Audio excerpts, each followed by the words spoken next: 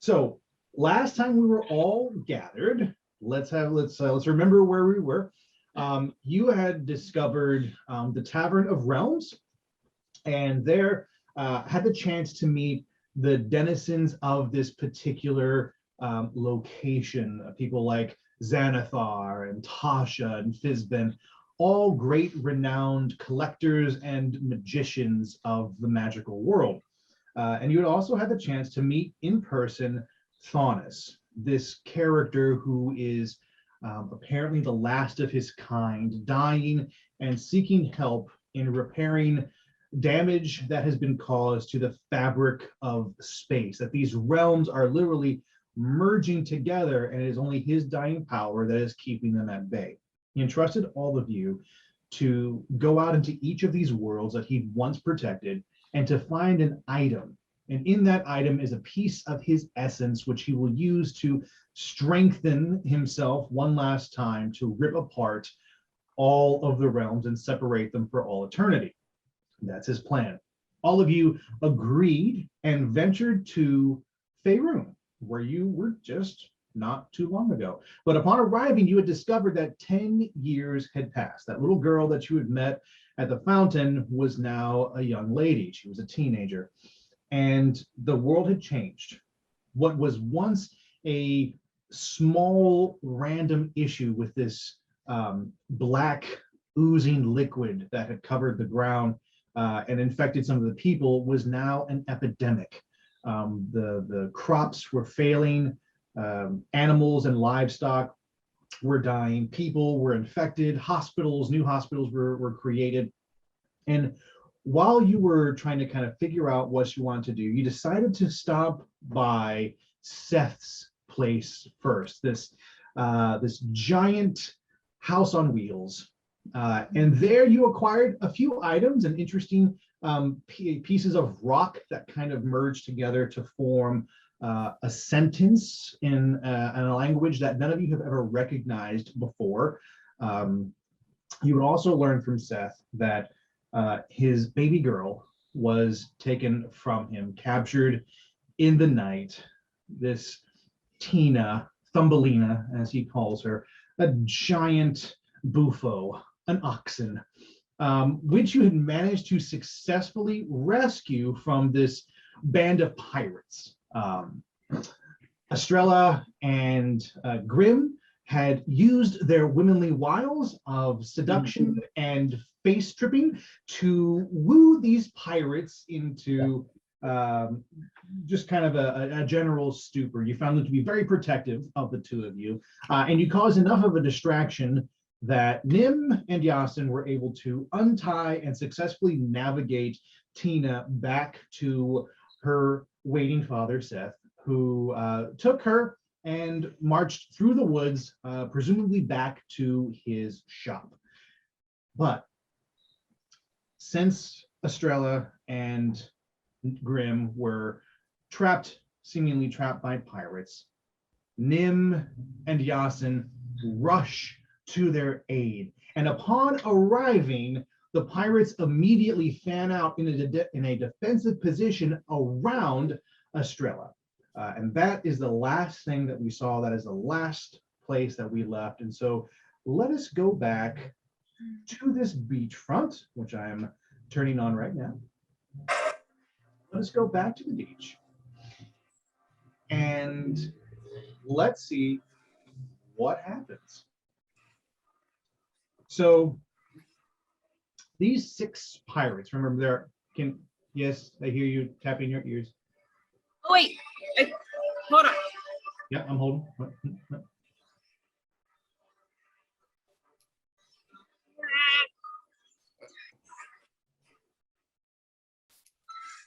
Talk, please. I'm a talking, I'm a singing, I'm a frog who's just a winging. Is it all good? Yeah. Dear Grim, Mistress of Evil. I turned the music all the way up on my side so I could hear it. I could barely Gotcha. hear anything you were saying at one point. Gotcha, no worries. It's all good. So there are 6 pirates, not including the captain. The captain would make 7. And remember, the captain is in the boat, in this little kind of boat that takes people ashore with Grim. The two of them have fallen over, Grim on top of the captain. And she's discovered, like, in that moment, that strong, aggressive woman is not something that he's ever really experienced in his life, and he's a little bit tongue-tied right now. The other 6 pirates have, they're in defensive position, and the one who's kind of been doing the most talking, this bald guy, kind of comes up to the front a little bit, right in front of you, Astrella, and he looks at Nim and Yassin, and he goes, "Oi, what the two of you doing here? Just sneaking up like that, running in like there's a fire or something?" And he like brandishes his cutlass and sort of points it in your direction. "What's your names?" Nim's going We to suck it up. Yeah, Okay. you and him decided to run down there, so answer the man's question. Nim's gonna kind of get to a halt and kind of look around like Estrella's now standing. And now she kind of realizes that like Grim's in the boat with a guy. And she's just gonna be like, gonna straighten up real quick. Hi, Nim here. I was just thought my friends there, you know, that one, and I guess over there, thought they were in trouble. You know, you guys look very tough and Hey, we all tough. scary. What do you mean look tough? We all tough. Well, that's what I'm saying. That's what I'm saying. Astrella, I only assume with the masculinity that is exuding from this group. okay, Astrella is gonna cast Calm Emotions and follow Nim's lead and be like, "Hey guys, what's up?" Very casual, very no one has to fight. We're all chilling, right? Okay. How's that work? These pirates, since they're not going to resist, they don't need to make a saving throw, and you're within close enough range since they've all gathered around you that you succeed in casting Calm Emotions. And kind of what happens is you watch all of them sort of go from being very aggressive to they all start to lower their weapons and kind of take a deep breath. And this lead pirate, Bill, he looks over at Nim and goes, "Oh, you see, you friends with her?" And he looks at you, Estrella, and he's like, "Hey, your friends, right? They ain't joshing me." Yeah, no, besties all going to party together. We just got separated. Even that big one in the back there, that blue man. Yeah, Blue Man, you would not believe how this man can party. You wouldn't notice it from just looking at him, but he's a party animal. Just a wink. Hey, Captain, I apologize. I see you in a oh, Captain. But can we get your attention for a second, sir? My apologies. And the captain, who's still under Grim, you just kind of hear him sort of, "Milady, if I might, get up, please. I seem to find myself in a bit of a bind here." Mm-hmm. Grim stands up and helps him out the boat. And he takes your hand and kind of, deftly hops up a little bit. Now, Nim and Yassin, you take your first look at the captain. Again, he is a tiefling, half orc. You can see by his tusks that he has, his glorious blue skin. You all know the picture. You've seen him. So he kind of gets out of the boat. Yeah, we have. And you watch him kind of fix his clothing a little bit and kind of put his sword, make sure it's locked back into place. And then Yassin, he stares at you. And he stares really hard. And he starts walking up to you slowly, but his shoulders are squared back, his chest is out. You quickly get the sense that there's a little bit of hostility in that. And he walks up to you and he says loud enough for everybody to hear, and he goes, "Hey, might you be Yassin? Captain Yassin?" Oh man. Oh no! Oh no! Oh no! Where is it? Let's see. What does Yassin do? Don't look at me. I'm not Yassin. Yassin. Blue. Let's see. I guess Yassin kind of tries to match the posture Oh my God. of the captain and goes like, Man. yeah, manly men. But yeah. kind of goes, depends who's asking. Oh my god. Matching the energy. Nice. Good. You immediately see from the captain that rather than being threatened by your posture, he's actually sort of put at ease, that you might actually in fact be the person that he's looking for. And you hear him say, my name is Captain Persian Cossire. Persian Cossire, however you want to spell that. Captain, whatever helps you remember. Hershey's. Captain Persian Cossire. We've never met, but I've heard of you, and I'd recognize you anywhere. Captain Greg doesn't speak too highly of you. Fuck that bitch. Indeed. Is it true that the ship he now commands was once yours? Oh, yes. And has Greg been nearby? I ask him. I'm afraid that Greg hasn't been nigh any of these parts in, well, at least the past 5 years. He made his name out here, but, well, after that, the plunder ran dry.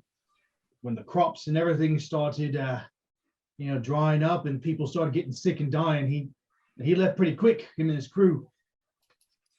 But he never stopped mentioning you, this Captain Yassin. He had a lot of respect for you. Hated you, though. Don't know what the hell you did to him. Not sure how he mutinied, but here's what I know, mate. Chances are he'll be around these parts again soon. Maybe another year or so. See, I did sail with him for a number of years. Didn't much like the way he ran things. Cutthroat, bloodthirsty. Not really my style. But before he left, me and my mates departed. He said that he'd give it some time to see if the place would heal up, see if these people get back on their feet before he came back to continue his pillaging and plundering of Phandalin here. I'm sure it won't be long. Perhaps if you solve that problem, it might draw him back. I might be able to help with that. A possible ally.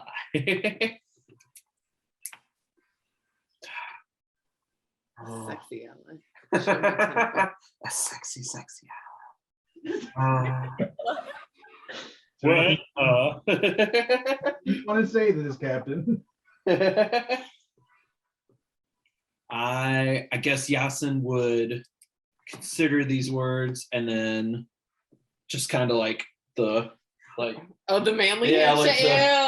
like Ew. yeah. The toxic masculinity in the room is too much. He does clasp forearms with you, and he goes, Ooh, big touch forearm. you hear him, and he leans in close. Only you can hear this, Yassin. He goes, you realize that by clasping my arm, you agree to my fees and, the food, lodging, whatever it takes to get, old Greg here back to you, right? There's a binding agreement. Man's honor, pirate to pirate, yeah? Aye. Pirate's honor. You're not even gonna ask. Honor You're among not even gonna ask. honor among thieves. Honor among thieves. I like it. So you see Captain Persian, and he grins, and there's little ways back, there's this gold tooth that kind of glints back there, and he gives you this eye of saying, basically, immediately, you've seen this look from many a pirate before. This is going to cost you an arm and a leg. He's not going to come cheap, but he's genuine, and he will absolutely do what it takes to help you get Captain Greg back to these shores. So after he's done clasping your forearm, he looks at the rest of you and he goes, well, the rest of you all welcome aboard me ship. And he points out towards the sea. It's a modest ship. It's not very big out there, but it's his, and he's proud of it. It's got one main mast. It looks like it might have 2 levels to it, kind of above and below. And if you kind of thought about the measurements of it, Yassin, you would know this immediately, but it's probably about 20 feet, 25 feet long. Nothing that would win a battle against your own ship that you used to have or anything out there that you've seen, but you get the sense that it's probably fast and can slip in and out of ports pretty easily. And he goes, well, the rest of you are always welcome aboard my ship. We don't have much to offer, but what we do is yours. And unless you all have different things that you need to attend to, he looks at you, Grim, and he goes, I certainly would appreciate your company. You are you're quite magnificent, if I do say so myself. And Nim's gonna just peek around and be like, I bet you would. Yeah. oh, hi! You just sort of pop in there. Oh yes, I do that a lot. Pleasure, Captain Persian. Yourself? Who are you? Nimriande Sakur. He just sort of takes your hand. He kind of wiggles it a little bit. Goes, no pleasure. And he sort of like wipes it on his shirt. And then he looks at Grim and he goes, really, anytime you wish to come aboard, I'd be happy to give you a tour. It's not big, but I promise she knows how to work the ocean. Oh, wait, that came out How wrong. you use That's so. No, it's not the Don't same. look into that. Don't look too deeply into that. It's my shit. Oh, damn.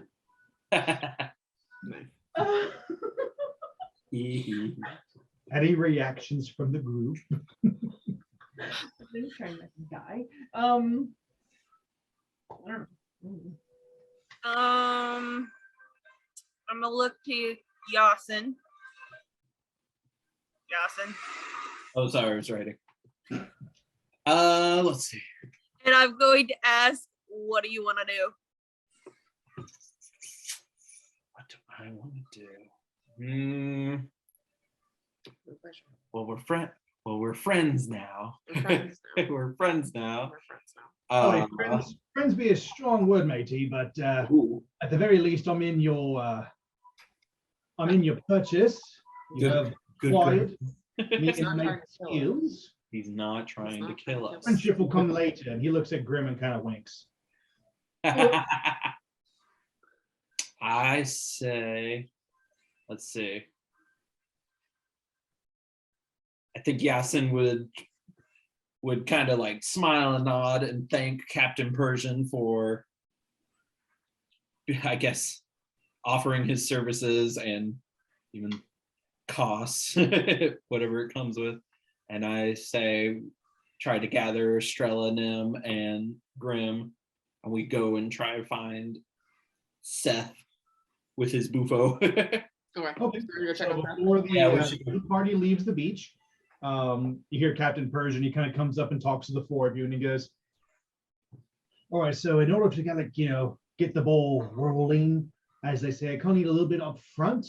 I can't tell you how much this is going to cost at the end of things, but if we could kind of get rolling with maybe like 50 gold, that could kind of get me and my mates squared away, get us kind of going out to different ports, looking for Captain Greg, letting him know that all's well that ends well in Fandolin, and see if he comes back running that."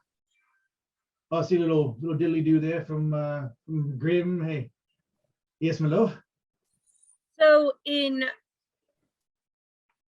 form of payment, would lifting a curse work? Okay, like what makes you think we're cursed? I have a feeling you own a possession that may have cursed you. You. What? And he kind of looks at you and he goes, "Have you been talking to Seth, by chance? Did he tell you?" I'm a warlock. Oh, you've certainly cast a spell on me, love. But, look, it's not really like a curse per se.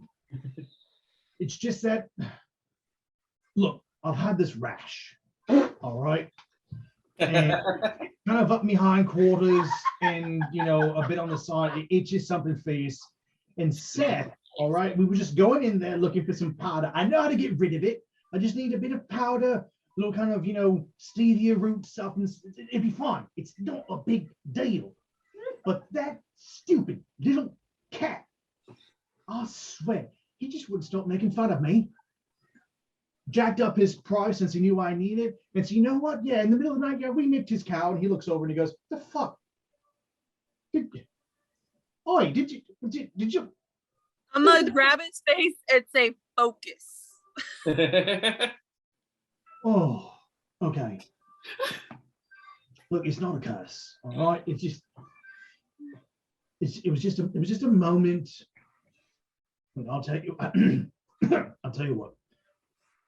Do either of you have anything, to kind of help with itching? Do that, we'll call it square for your first payment. How about that? Astrella, Everybody make I'm looking. a nature check. Nature. Everybody give me a nature. One of you has it. I just want to see who does. Just give me a nature check. it ain't me. I'm all about death. No. 18 plus 3, 21. Anybody beating a I 21? have. That's not the right Oh. Watch out, Oh, because I have a whole ass one. That's awesome. Okay. Don't be jealous.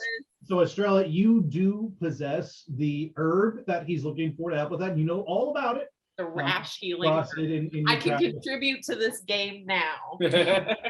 And in fact, you know that even though he's really kind of like shy about admitting it, pretty much what he's got is like poison ivy. It's not a big deal, and you have something to kind of help him with that. You know exactly. Baking what soda he's and talking vinegar. about. So Estrella, of course, it's up to you. It's like a jellyfish sting, you pee on it. What? Just pee on his, on his butt. Just go ahead and pee That's on it. all you, Astrella. Yeah. I've had weirder nights. Okay.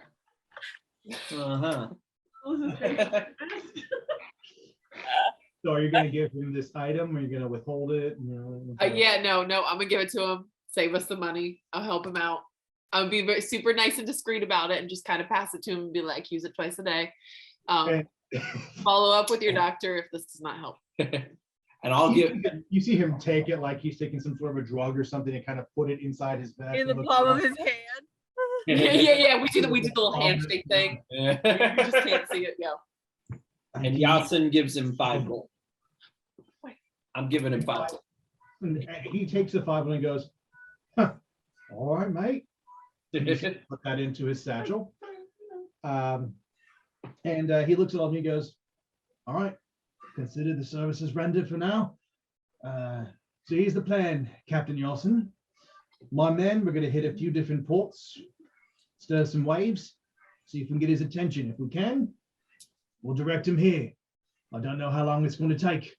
You just keep checking in from time to time, and well, if you see it, you'll know what to do. Now, if you want our help in taking the ship back, that's a whole different negotiation right there. Are we clear?" Yes, sir. Yes, sir. We are clear. All right then. Captain Persian has been happy to be of service to all of you. And then he looks at you, Grim, and he goes, "Hope I get to see more of you later.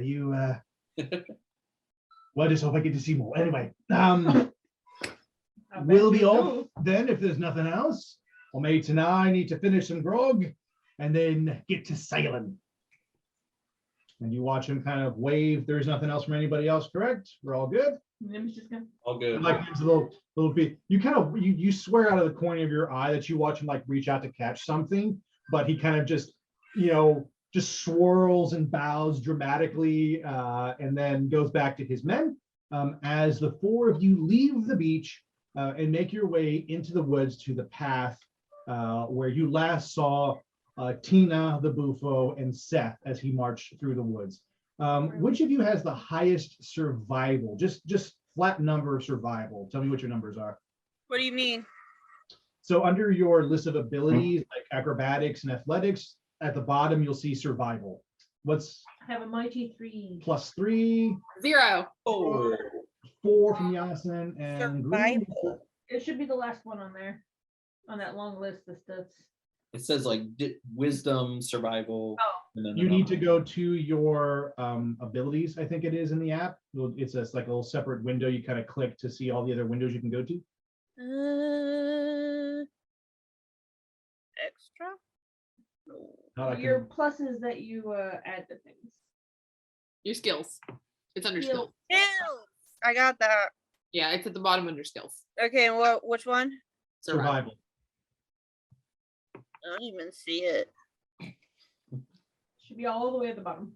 Oh, 0. Okay. Woo! Yassin wins. So Yassin and Nim, Yassin obviously spotted him first, but the two of you, your numbers being so close, you both see the tracks, and you're able to really tell where.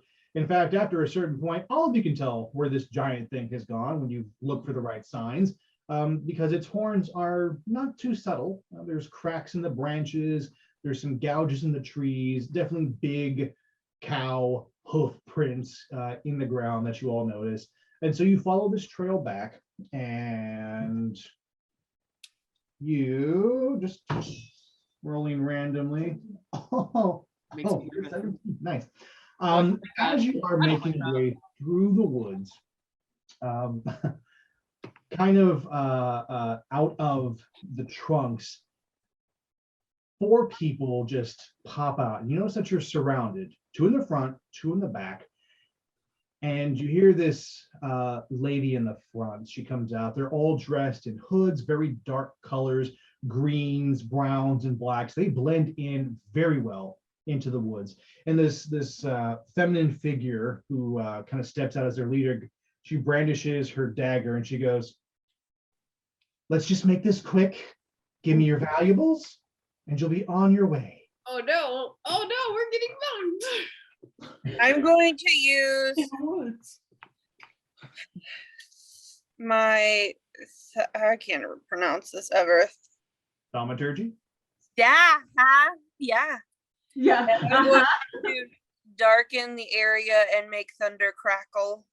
Ooh. Ambiance. Now, are you doing this Are you trying so to make you're it like? I'm sorry. Go ahead. no? Are you doing this so that your party can escape, or are you trying to be intimidating, like, don't mess with me, this is a bad time? How are you trying to use this? Bit of both. Well, I guess I should make it black or dark, so I can see through the darkness, but nobody else can. Nim can. Elves. I can.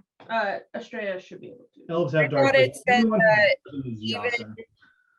What did it say?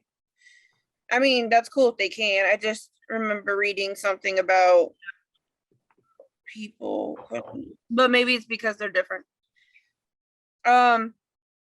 Does it say it's magical? Is it Like, magical It darkness? is magical darkness, so only certain people can see. through If it's magical darkness, yeah, even those people with dark vision Do cannot you see just want through to it. darken the area, or do you want it completely pitch black?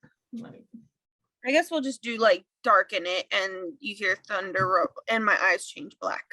Okay, so we're going for full-on intimidation. Go ahead and roll Okay. intimidation with advantage. If there's anything that you want to say with this, feel free to speak to this lady who is in front of you with her dagger. Wait, I have to roll it right. Yeah, go ahead. Yeah. So 2 rolls, take your highest one, add your intimidation to it.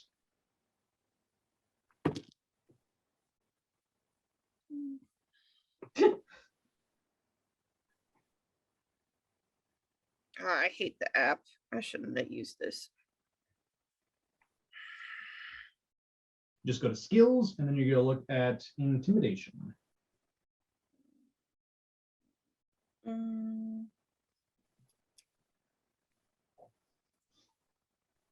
18. Nice. Okay, nice. So you had to beat a 10. That's what I rolled on my side. Okay. What do you say? Is there anything that you say to intimidate them, or just walk up and just kind of, however you want to play it? Like, I've had a rough day. Don't piss me off. And so as you're saying this, everything around you just darkens. And we hear this thunder crackle. Your eyes go pure black.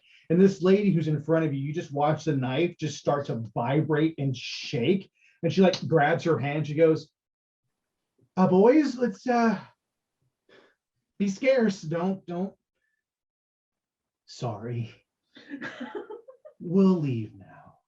And you watch them all just sort of shift back into the trees. And you can kind of hear them going, what the fuck was that? Holy shit, what was she about to? And you just hear like, as they walk away into the trees. And you have successfully intimidated your first set of robbers out of the fight. Goodbye. A very high intimidation I'm roll. going to walk up between Yassin and Astrella and be like, I don't know about you two, but I'm sticking with her. I'm gonna walk up closer to her. Oh my god. So the four of you successfully make it out of the woods now. Nobody else, if anybody was watching, nobody's going to mess with the group this time. And you kind of break through the forest and back out into Phandalin proper. And you see Seth there, and he is hitching up Tina to his house and getting her all settled in. And he kind of moves over to the front of her and gives her like some sugar cubes. And I just kind of hear him, oh, my baby girl's back. Yes, yes, I'm so excited. Oh, Daddy was so worried. Did those mean pirates mess with you? Oh, my goodness. And you kind of walk into that. And he notices the four of you. He goes, my saviors. My baby girl saviors have made it. I'm so glad you're safe. I was so worried. I thought all of you were going to die at those ruffians' hands. Oh, no. You made it. Thank you. Thank you so much. Is there anything I can do for you? Anything that you need? Yes, I always pay on my debts. The information. The information. Remind me, what information was it that you were seeking? I thought we talked. Okay, me for real time. Yeah. I thought we had asked him. No, he was going to give us information for He's getting trying to it. snooker you. Oh no, yeah, he's trying to get out of it. He's trying to get out of it. You gotta work him. Work him. Work him. So, Still black-eyed. but I can't remember. It was about you trying to find the horn, right? The horn. Okay, I He wasn't got sure some if it was. information about the horn. Information then. I wasn't sure if it was about the horn or Kylo Ren. Don't go. Kylo Ren. Kylo Ren. He's got information about a lot of things, but you kind of jog his memory a little bit, Okay, I'm going to pick him up by his shirt Yeah, and me too. press him to his house and be So like, Yassin, we're doing this too. what? Did Yassin, you say me too? Yeah, I figure Grim has one hand and I have the other, and we just like like. Yeah, between the two of you, this poor tiny cat is like, oh yeah, well, what? Hey, okay, yeah. Of course, of course. Yeah, you want to know about the horn, right? Yeah, the mystical magical horn that you've all been questing for. Yeah. I was just put me down, please. I'll tell you. Nim was at this point like petting Yeah. Felina, and she's like, what are you doing to the cat? What is We both dropped his hands. Yeah. He lands on all fours. He gets up and does himself. Cat, that's racist. I'm a tabaxi. You can call me cat. Only we can call each other cats. How dare you? Anyway, you don't know? Taxi? he looks at you and he goes, unless you're hiding a tail in those robes. I don't know. Anyway. You don't know.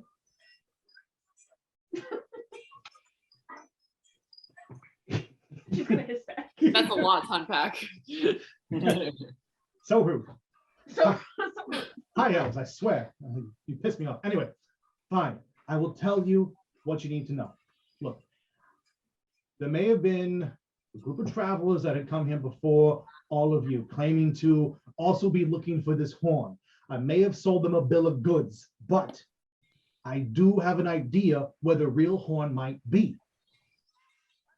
And he kind of walks out a bit and kind of looks around shiftily, and you see his little kind of shifts a little bit closer to the center of town. And he points down, and you see the straightaway in the cobblestone that leads all the way to the outskirts of town. And in that direction, you see where the medical tents are, but also just kind of a path leading out. And beyond it, these ruins that are right over here. You can't quite make out the ruins clearly, but you see that there may be other structures past the woods. And he goes, down that way, there is ruins of an ancient castle. Over the years, it's gone through many different changes of ownership, but at this point, it's known as Highfell Castle. Out that way, legend has it, is a guardian who protects a mystical object.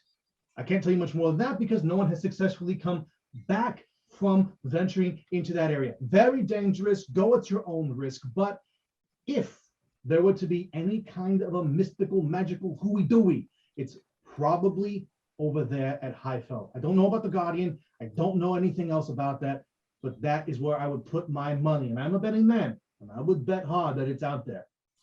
Also, there's this weird hut in the other direction. If you see the hut, you've gone too far, turn around, go back to the other direction. You want to head east, hut's west. Weird little goblin that lives out there. I don't know. He may be helpful. He may not. Crazy kook. But hey, what do I know? So, is there anything else you need? Do we fulfill the bargain? Can I insight check him to see if he's like giving us all the information? Oh. Yeah, absolutely. You can see if he's lying. Go ahead and roll to see if the man's lying. Can I do it too?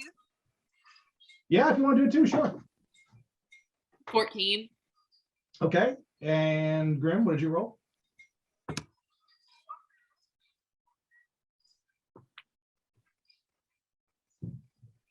Insight, right? Insight.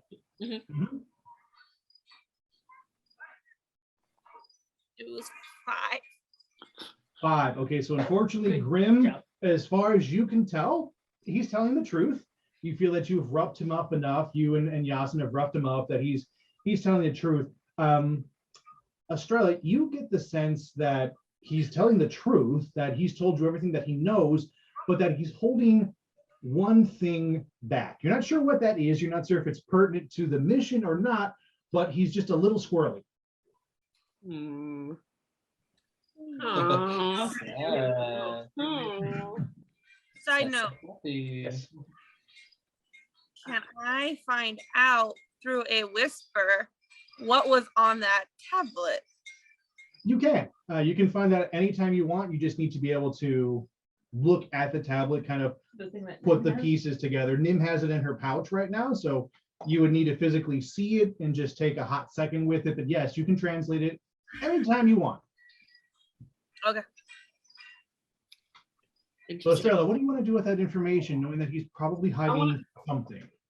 Very calmly, Mhm. very unlike the other two. I just want to get down on his level and say, what are you leaving out?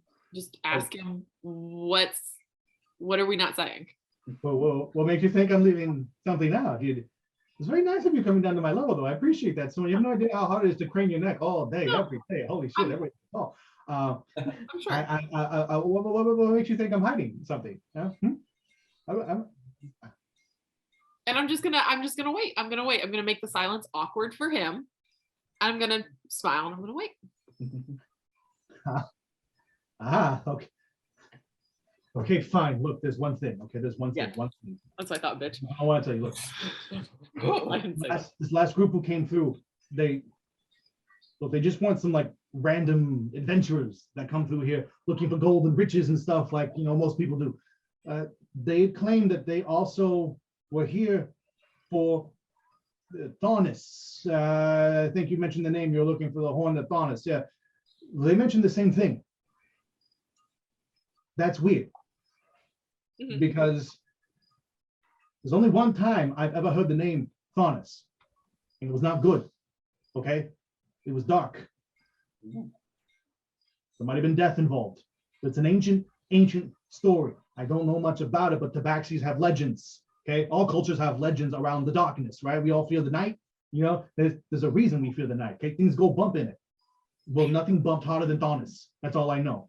There are legends about. I didn't even know if he was real, but 2 people claiming they know him, looking for the horn of Thornus. That's scary shit. Okay, and I don't want no more part of it. But there, I've given you everything. So What was- yes, you want? Yes. What was so scary in the stories? So my mother would tell me.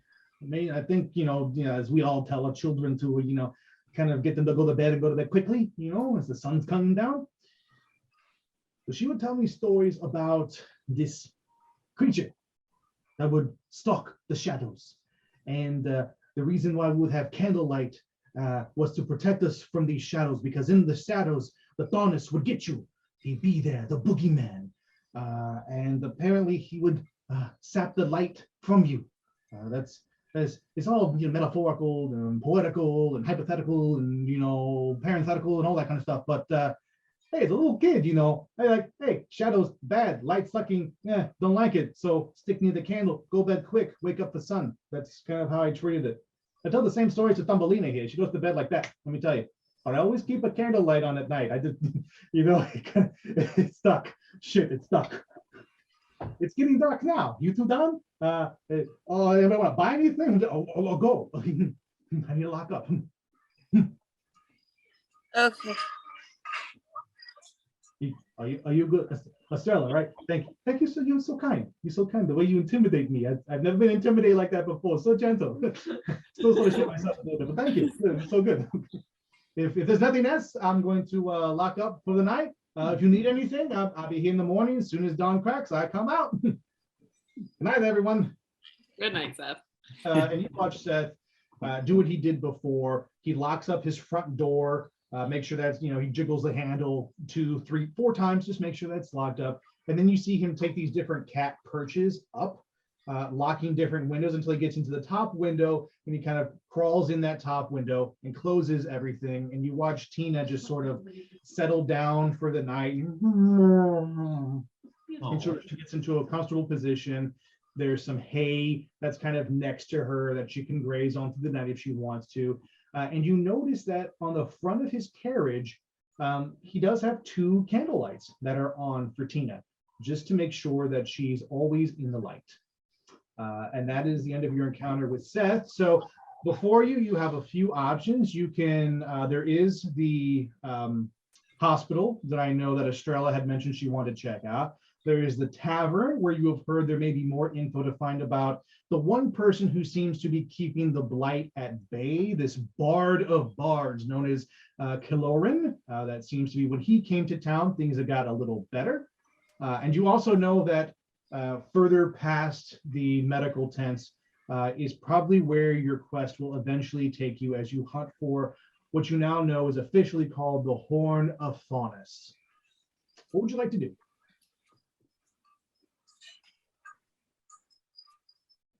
Hospital is the closest. You sort of have, you're actually closer Oh, to it's nighttime. Yeah, you tavern think than the hospital, give or take. Bard's like doing tavern shit. Tavern shit. Or Maybe he's like tavern getting shit. drunk. So we can, Stirring things up. Yeah. Would be good. Tavern shit. tavern shit. We're gonna go do tavern shit. Okay. Tavern shit it is. So as all of you walk to the tavern, Grim, you feel a tug in your mind. It's a very particular tug. And you get the sense that you need to break away from the party for a moment in order to have a private conversation. And so that's what you feel. Melissa dawns on Melissa. I was like, Thomas? No, not honest. No. It's Yeah, I forgot. The skipping the week really messed with my brain. I'm Yeah. sorry. Yeah. I forgot so much stuff.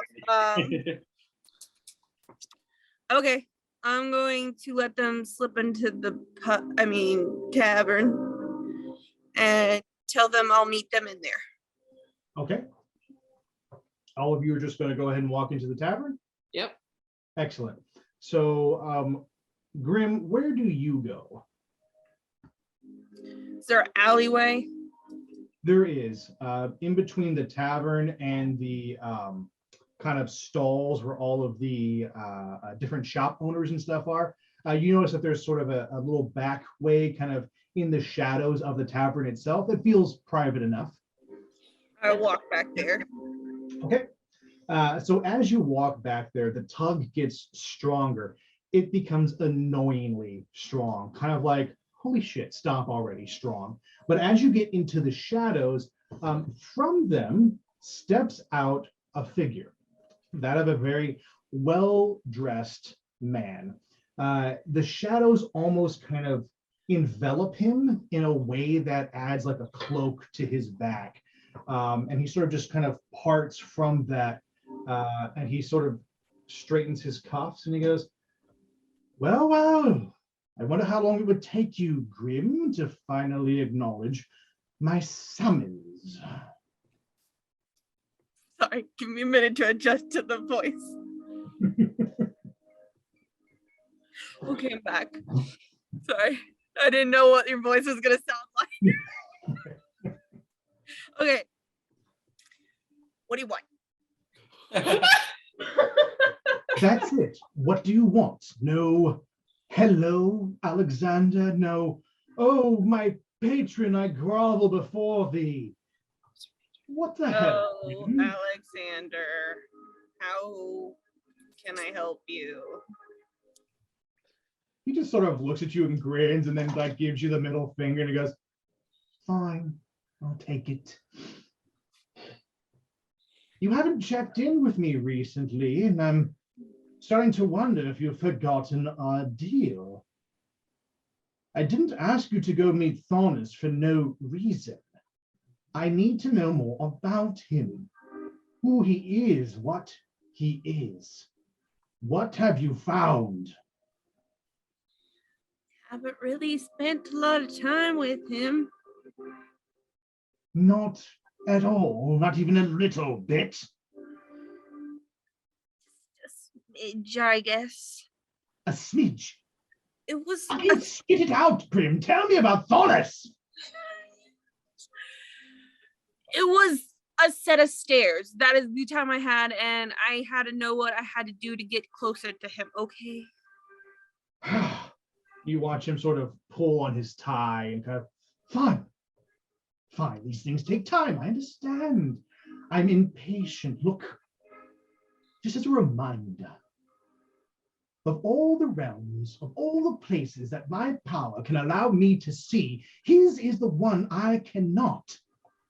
I cannot even fathom who or what this Thornus is, and I'll have you know that bothers me. It should bother you as well. Well, Mm, I'm working as fast as I can, but I have things slowing me down. yes, your companions, yes? Yes. I've been watching. Look, they are inconsequential. Live, die, it doesn't matter to me. If you can use them, use them. But get to Thornus. Find where he draws his powers from. We all have a source. The darkness, the light, the elements, the astral plane. Everybody draws from somewhere, but I can't sense his, and his power is vast. Vast beyond my own and the others that exist in my circles. I want this power, Grim. I will make it worth your while. As your patron, you will share in my power. You can do with it as you will. I don't care what you do in your realms. I only care about acquiring this. Can you do this? Are we still good? Or should I find another? We're good. I just need time and possibly a magical item. Can you find it for me? I suppose you're mentioning what that cat was talking about, the thorn, the horn of Thornus, is it? Oh, shit. Yeah. The thorn of horn. I was talking about something else. I was gonna make something up. Oh, you're fine. You need help finding a magical item. I'm like, quit fishing for more stuff. No, I don't need help. Like, I just was like, oh shit, he actually came up with something. No, I have that well under hand. However, I need to acquire something that can help me read his powers. Interesting. There's a sort of logic to what you're asking for. Let me consult my circles. I'll see what I can find for you. And I'll keep your senses peeled. Read him as best you can. You sought me out, remember. If you can find me, you can find about him. I trust you, Grim, but as much as I can trust anyone, do your job. Remember whom you serve. And you watch him step back into the shadow and wrap it around him. And then he gives you a parting middle finger as he kind of goes in. It's the last thing that you see as he slips back into the shadows. And Grim, that is your encounter with Alexander, reminding you that you have a mission from him, and now he has a side mission from you. So are you ready to go back into the tavern now, or do you need to do something for a minute? How kind of you to give your patron a bit, like how ballsy of you to give your patron a mission. Hey, That's all Grim is. Give me more money. Take this instead of payment. Go look over here what I'm doing some over there.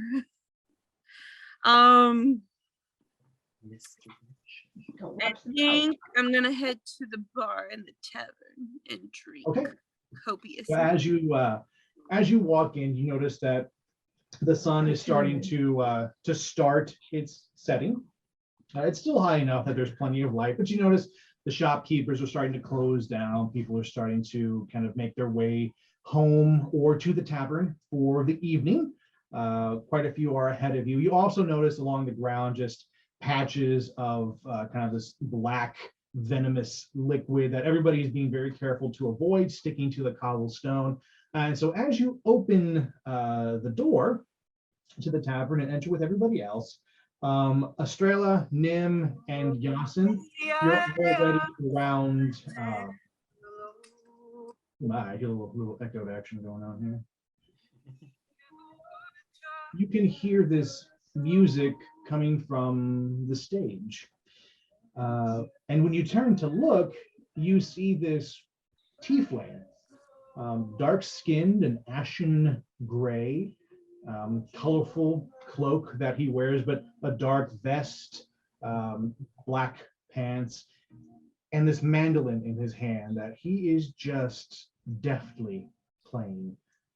The entire tavern sways with him as if under a spell. The women want to be with him. The men want to be with him. Everybody is just going, yes.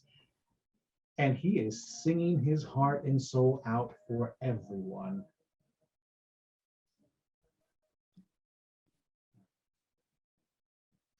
You even notice that Astrella, Nim, and Yassin are kind of swaying with the crowd just subtly and casually. And you feel almost something come over you, and you want to join. You want to be in his presence.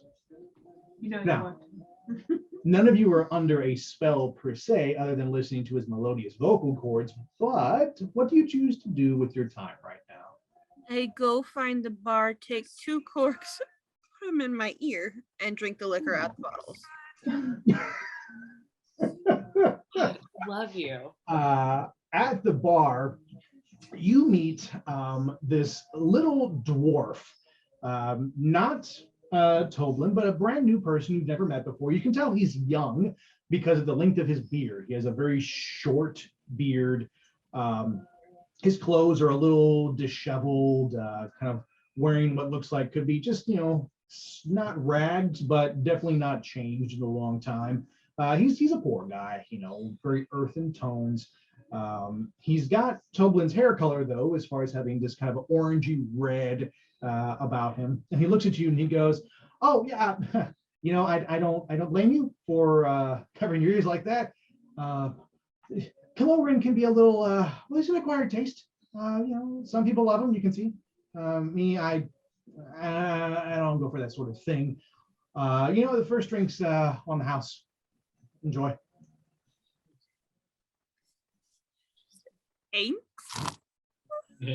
You're welcome. No problem. Okay. And then as I sit at the bar, chugging whatever he gave me, I'm going to look back at them and think, fuck me. At these people. No. And then I guess I'm going to find, sorry, your screen kept wobbling. Going to find, oh wait, let me ask this question. What is in the tavern? What is available? What is around? So around you are probably about 24 or so patrons, about 24 people, give or take. Right now, everybody is either sitting at tables or they're standing up with their drinks, and they're all watching Kirin. At this point in the song, he's really starting to pick things up. There's really nothing unusual other than this kind of a typical concert going on. There is a little pupper that's by the bar, and you do take notice of him. Just kind of this boar hound, like Hagrid's dog, big floppy thing, just sort of sleeping peacefully there. One thing that you do notice, that you catch, since there's really not much to look at with the people, is that you see little flecks of magic coming from Kirin's hands as he strums, and different little colors, sparks that coming out. It could be something as simple as prestidigitation, which is nothing more than harmless light magic, nothing strong coming from it. It could be something more sinister. That's just what you notice. You'd have to dive deeper to figure that out. So can I do like wait, what am I good at? Arcana would be one that you could do. So how would I use that though? Like to assess magic? Yeah, an Arcana check would be to kind of get a feel for either magical items, people, see what you can learn from, the magical auras around you. Can I do that? Yes, you can.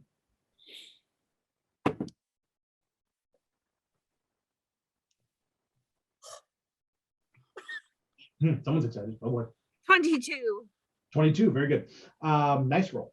So what you can feel through, again, being a mistress of magic and knowing the eddies and flows very well, you can feel coming from Kirin a definite spell, very similar to what Astrella was casting earlier, this calm emotion. He is weaving a spell through his music, and you can feel it move through the crowd. And it's not doing anything sinister, but it is powerful. Like, if not for covering your ears with these corks, even you would have just succumbed to this nature of, yeah, this is the shit. Let me just enjoy this moment. But since you have your ears plugged and you're not listening to it, you can definitely tell that he is literally casting a spell on these people so they enjoy his music just a little bit more. And you get the sense that he's more than just a typical bard. He's had some schooling in magic. This isn't just a guy who sings for a living. He's more than he appears. As this man finishes his song, everybody bursts into applause. You immediately notice, Grim, that Yassin, Astrella, and Nim are clapping for him. It's just involuntary. You're like, hell yeah, man, give me some of that. He takes a grand bow and he goes, "My patrons, thank you. I will retire for now. I will have another set for you before the night's end. If you would kindly enjoy my tavern, eat, drink, spend all of your money here, and I'll play again soon." And again, thunderous applause from everybody except Nim, Astrella, and Yassin. You're a little less under his spell. The rest of these people, they would eat out of the palm of his hand at this point. And he makes his way through the crowds. Women sort of paw at him a little bit. There's a couple of guys who are like, hey. But he kind of acknowledges them all, walks over to the bar. And Grim, you can hear him say this. He looks over at this little dwarf and he goes, "Make sure you take care of them better tonight than you did last night. You already have 2 strikes against you, Dareth. Don't make it 3. I am not as forgiving as the last bard you tutored under. Do I make myself clear?" And you watch Derek kind of nod. Yes, sir. Yes, sir, Mr. Clover. No worries. And you just watch him immediately and kind of zip around, making sure that everybody's orders are taken care of. This poor little dwarf is overworked as Emily that you saw back at the tavern. All of you can immediately recognize that they're a little abused. And so the tavern is yours to do with as you please.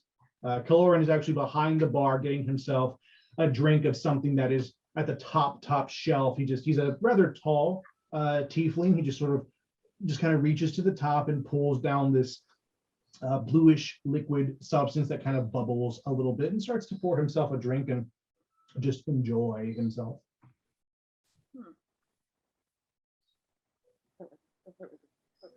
Now, I think Yassin has found, like, he went over to the dog at the party and is God. like, You're petting the dog. yeah. You're petting the dog right now. Go ahead and roll I animal had a big day. Let's see how this pupper reacts to you. Roll animal handling for me. Yes. I hope he bites. Lights off hand. No, homie. I've got good at animal handling. Damn. Dirty 20. Okay. And so this pupper is just 100% your best friend right now. You're kind of scratching under the chin and the ears, and you can tell immediately that he's an older dog. He's got some gray fur on his face and muzzle. He's been there for a while. And as you're kind of petting, Gareth kind of walks up and he goes, "Oh, he likes you. That's good. That's old Billingsley right there. He's been at the tavern for certainly more than I have. I think the previous owner had him and just sort of mysteriously left when Master Kaloran took over. But he's a good boarhound. Eats all the scraps. Really likes mead. Keep it away from him. He will lap it up until he's puking in a corner. He's as bad as some of the dwarves in here. Just keep it away. All right. Have fun. Have fun. Is there anything that you need, sir? Drink, food? Some of that mead sounds just about delicious right now. Don't get the dog drunk. Oh, I'm not getting the dog drunk. Sure. No problem. It's going to be 2 pieces of silver. Are you good for it? How does I have 5 pieces of gold? How does that transfer? 10 silver for each 1 piece of gold. Oh, okay, so just 1 piece of gold. Yeah, I'm good. All right. So I'll be right back. Your name, sir? I'm Yes. Gareth, by the way. Yassin? Okay. Pleasure. Nice to meet you, Gary. Thank you. It's a pleasure to meet you too. I'll be right back with that. Then you see him tunnel around the bar to go get your order. By this time, Nim's going to be sitting down like right next to Grim. And she's gonna notice Kaloran behind the bar and be like, "Oh, that was mighty fine singing they got there." Kaloran turns around and he's sort of like, he has this quick turn, Oh my God. but he's one of those guys that knows what his hair does at all times. Oh my And god. so he just turns in such a way that his hair just falls over one side of his face, giving him that very like anime bad boy kind of whoop. And he looks at you and goes, "Thank you. Oh my god. And who might you be?" And he holds out his hand. Well, I'm no one important. I'm Nim. Nim, Yes. pleasure to meet you. And he kisses your hand. And then he goes, "I'm glad you enjoyed my singing. I haven't seen you at the bar before. Are you and he looks at the other, your friends? New to town?" Well, I don't know if new's the right word. We were here about 10 years ago. But yeah, that was before you came into town, innit? Oh yeah, no, I've only been here for about 5 years now.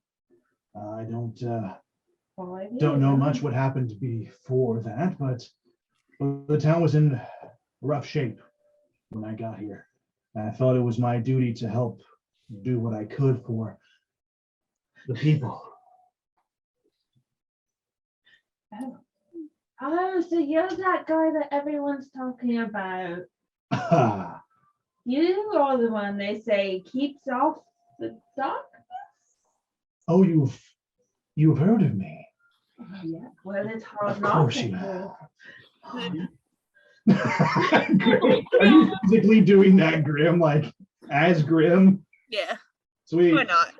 I'm gonna elbow her like real hard. Kaloran kind of like notices what you do, and he goes, huh.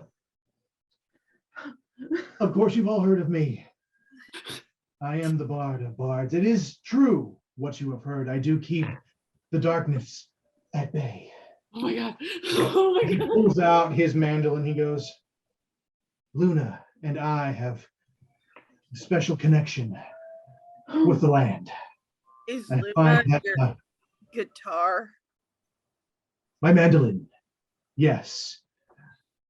Luna and I have known each other for a long time, and well, through her, I'm able to weave magic that seems to soothe the savage beast. Ah, If any of you need any soothing, Oh my god. You just got little anime hard eyes. while you're Yeah, watching. like my goodness, guy. anybody seen Kimi-sama Kiss? Yes. Kami-sama. Okay, you know the guitar guy off of that show? Yeah. That's what I'm getting right now. Yes. Oh, okay. I'll show you guys later. You have officially made a guitar anime hero. So Sweet. like, there you I go. like it. He sounds just like the guy off that show. And yeah, okay. So, Continue, Greg. Yassin, are you the one giving him the biggest goo goo anime eyes right now? I wouldn't say anime eyes, but I was just like the way he's talking about his mandolin, just like I feel like it's the way Yassin would talk about his ship. Oh. Why So- are you gonna have romance? Like, are you gonna have a bro connection with Hey. like every man in the We same? got to get information somehow.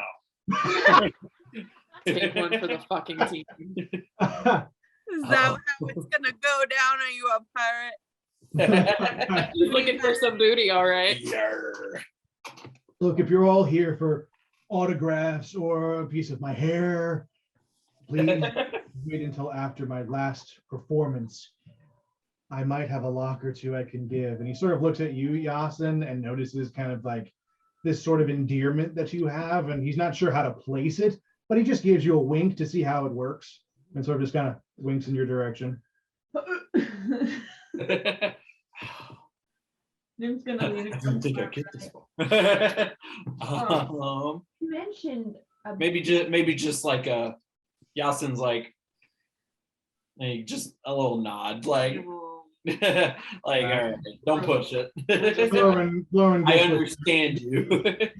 he gets what you're feeding. He's like, all right, not cool, got it. He sort of backs away a little bit. I'm just gonna kind of like reach across the bar and be like, I'll vibe with you, but don't push it. so tell me more about this beastie that you and your gorgeous Luna keep at bay. You would like to hear the tale, wouldn't you? Well, I am new here. I've never heard it before. At this moment, it is completely unexpected, but he just hops onto the bar. Quite definitely, he just hops up there and he goes, my friends, Oh, and everybody kind of quiets down. All the drinking and the little background flute music stops. You see that this lady who is at the stage now kind of playing her flute just kind of rolls her eyes, brings her flute down and just kind of just sits on her stool. And Kaloran goes, would you like to hear the tale of the Blight Boar? And everybody just goes, yes, yes. And so no one asked That sends you, with the pupper. tiefling. And so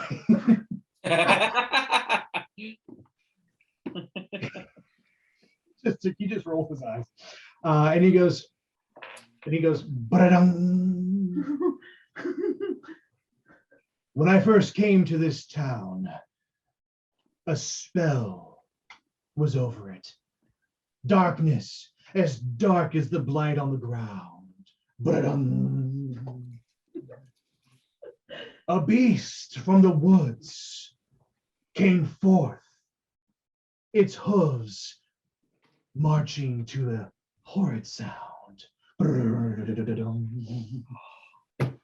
But I found that I could not stop and run as the rest of you did, but instead step forward and play a little jig.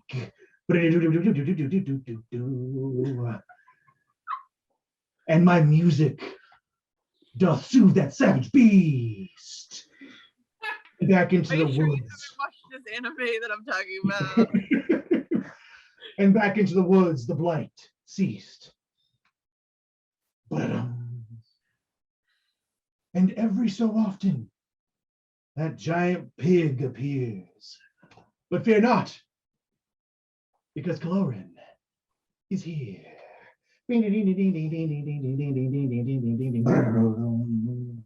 And as if everyone has heard him tell this story a million times over, they all break into applause at the end. And then the crowd kind of goes back to normal. The flute player kind of subtly flicks him off and then goes back to playing her flute. And he, as he hops down off of the bar, he's now on your side of it where the seats are. He's hopped to be in front of you, and he goes, so that about sums it up. Any other details that you would want? Well, I don't think I should keep you all to myself. That's just terrible. Well, if there's nothing Hey, else, Wait, say- can I make like just an observation check on this guy? Just like, yeah, give me a perception check. okay. Just give me a person. I don't want to perceive anymore. I've perceived all I want. Dang, I got, okay, 17 plus 6. I got a lot of perception. Wow, you are very perceptive, Nim. You are Hey, excellent. who That's knew? definitely more than high enough. The 17 alone would have done it. So what you notice as he was giving his speech and his grandiose flipping his hair back and forth is that as he's moving his hair, you notice that his horns, his tiefling horns, aren't real. There's a band that goes between the two of them, and you just see it flash every now and then, this black band that you can tell are holding the horns in place. As you move down his body, you notice his tail doesn't move like a tiefling's tail should. And you think you can see subtly under his belt, maybe like a string that's tying it on, just this hempen cord that's tying his tail on. You notice his pointed ears, you notice his darkened skin tone and everything. Beyond a shadow of a doubt, you can say that he is not a tiefling. You recognize him as being a dark elf that's having an identity crisis. We all go through phases. Wait, didn't he just talk shit about me being a tiefling? Yes, he did. Oh. That's what I thought, as he was dressed up like a tiefling. And so, Nim, you know this. Nobody else does, but at this moment, Kirin goes, I must depart now. I'm parched and need to rest before I sing again. Okay, as he walks by, can I stomp on his tail? I Let's, want to take this dude just down a little bit. Okay. It's just- let's do an acrobatics battle. oh, And An let's- acrobattle. against a monk. Yeah, so let's What? see if he is able to sense that you're going to move before you do and kind of move his tail out of the way, or if you actually successfully stomp his tail. Let's see what happens. Okay, what did you do? I got a 17, and then if I look at his sheet, he has a +1, so 18. 19. Hey. Oh my god. Oh my god. A pretty good roll for I got this 11 plus 8. So Okay. there you go. +8. Holy shit. dude. Okay, The acrobatics. okay. Monk shit. The flippity do. So here's how this plays out. Damn, I wasn't expecting this to happen. Okay, here's how this plays out. I'm sorry, I'm Um, taking your dude down a peg. As he turns So sorry. dramatically to walk off, you just boom, just kind of put your foot down on his tail. You're so fast that not even your party members can see this. Your monk train just boom, and your foot slides out. And as he reaches the end of it, literally the end of his rope, he just sort of catches it and goes, huh! And you can see the tail pull, and there's a gap between the tail, this clear hempen rope around him. Now let it snap back. But it is just, and he just grabs, whew, and just turns, and you hear a small rip sound, and the part of the tail that you were standing on is still under your foot. As he, like the little that point. little point, yeah, the little point, Little point. It's under his foot, and he just rip, and he goes,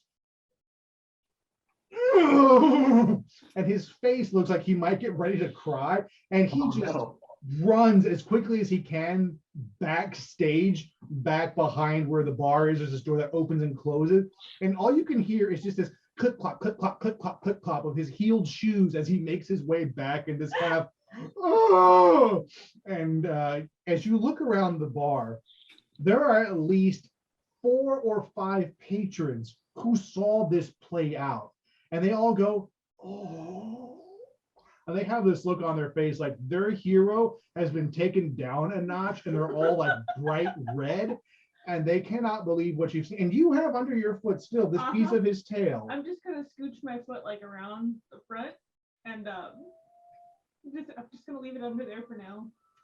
And you And I'm can, gonna pick it up later and stick it in my bag. and you easily do that when you pick it up. Actually, I'm gonna go send out if I could.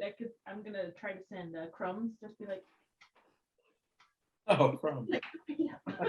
Yeah, Pick it oh, up. yeah, this is an easy thing for Crumbs to do. Crumbs kind of comes out of your satchel and kind of looks up at you, and then he kind of works his way down your pants, right to your foot where the tail piece is, and you see him just deftly grab it between his mouth and kind of crawls back up your pant legs, looks And at I'm you, gonna and, grab it. yep, and he lets you have it, and then he kind of goes back into your satchel. And at this point, all you can kind of see that he likes to poke his head out, and it looks like he's wearing like a little hoodie of the leather, and he's just there, just sniffing around, looking at things. When you pick up his tail, you can feel that this is actually pretty well crafted. It's not a like a cloth, but almost a leather that has a very realistic skin feel to it. It's a This very is Spirit Halloween, bitch.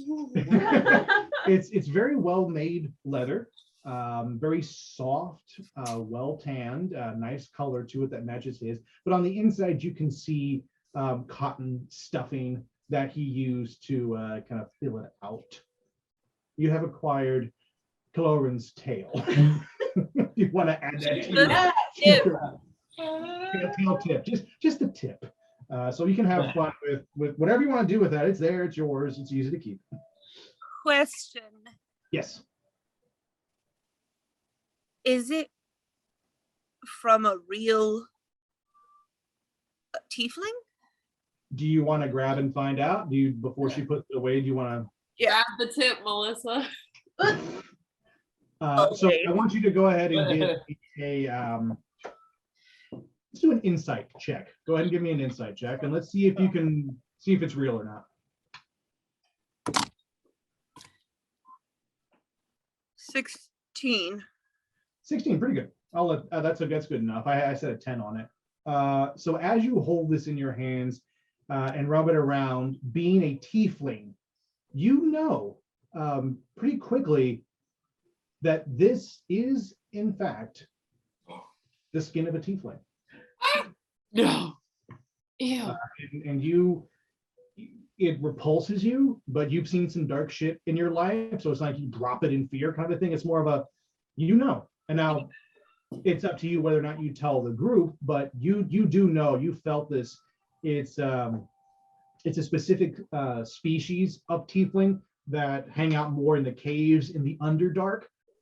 You have a lighter tone to your skin.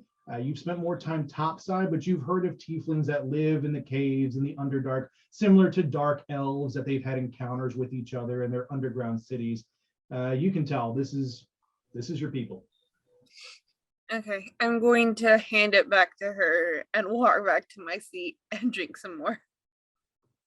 Okay, and so having said nothing, none of you know, but Grim, you have this in your back pocket. This knowledge of he wearing your people's skin. At this point, Dareth kind of walks up. Yassin, he's got your drink and he hands that for you. He takes the silver for it, and he goes, "Oh, so you all got him to give the grand speech again, did you? I'm so glad you did. Thank you for that." Like I haven't heard it a dozen times today already. Oh, I'm sorry, that was my bad. I just needed a little information, if you know what I mean. what sort of information are you looking for? Oh, just I'm new. Well, new again, I guess. Like 10 years is a long time. Things change. I get it. Well, last time I was here, this Yeah. blackness wasn't this bad, and I've heard some weird things about him being a hero Uh-huh. and all. Yeah, And I he's- know a thing or two about heroes, so I was just trying to see what it is. I didn't know it was going to end up like that. Oh, that's not your fault. Coloran's an acquired taste. I did mention that earlier. I don't think you were there. You were listening. That's fine. Yeah. Grim, he doesn't know your name. She knows. You didn't like him either. You kind of plugged yours. That was good. All right, look, I'm gonna. Can I trust you? Of course. I mean, if you need proof, she pulls up a little tip of the tail. This could be why he was crying. You did that? She just tucks it back in somewhere. She's like, well, I just figured he needed to be taken down a couple things. Yes. Oh, by the gods, yes. And he's so excited. You see him kind of hopping up and down. He goes, okay. That deserves a reward. It's freaking awesome. Okay, here we go. Are the three of them with you too? Oh yeah, guys. All right, fine. Here we go. So look, here's the thing that he doesn't say in his stories. Oh yeah. That blight that's on the ground. Yeah. Okay, it didn't get bad until we got here. No details. Look, I follow him around. He's my master. I don't want to talk too badly about him. I'm trying to become a bard. I'm trying to become a bard. I'm apprenticed to him. He's my master. I'm his apprentice. You got that lot? Yeah, I know. I think somebody doesn't like me over at the Bard's College, but it might have something to do with the fact that I'm trying to be a rapper. I don't know. That's a new style. I've never heard of it. Oh. But you've never heard of the College of Rapping. No, I haven't even heard of it. Chris of the clan, bro. You're not the first. But I like it. I like people who do new things. Thank you. So Well, he doesn't. Okay, that's the problem. he doesn't seem like he he d- likes much else except for himself. He's all about himself. Absolutely. Anyway, look, the blight wasn't bad when we got here. And then literally, I'd say within a month of our arrival, I mean, we were just trying to do some bard shit around here and, spit some lyrics. Nobody really liked my spit lyrics, but it got worse. And more of that black stuff started appearing. And then the boar itself came out of the woods. People said that they've never really seen it until that moment. And of course, my master, being the man that he is, was definitely out there in the front. And he's not lying. His music really did soothe that creature, and he drove it back. And he does every time it comes out. He's not lying there. He is quite powerful at what he does, and I do admire that about him.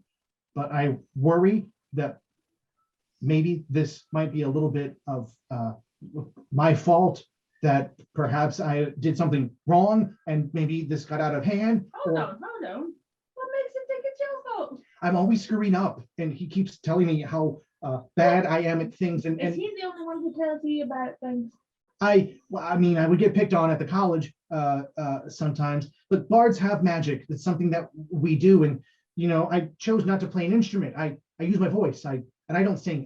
It's talking in time. It's the best way I can explain it to people. I talk in time, but the idea is that if I don't do it right, perhaps I can have the reverse effect on things, and maybe my rapping caused the problem, and now he's fixing it.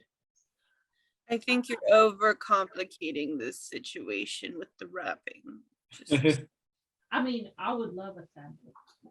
You And then I could tell you for sure if this was actually like, I don't know, these guys know magic. Maybe they could tell if it's something bad.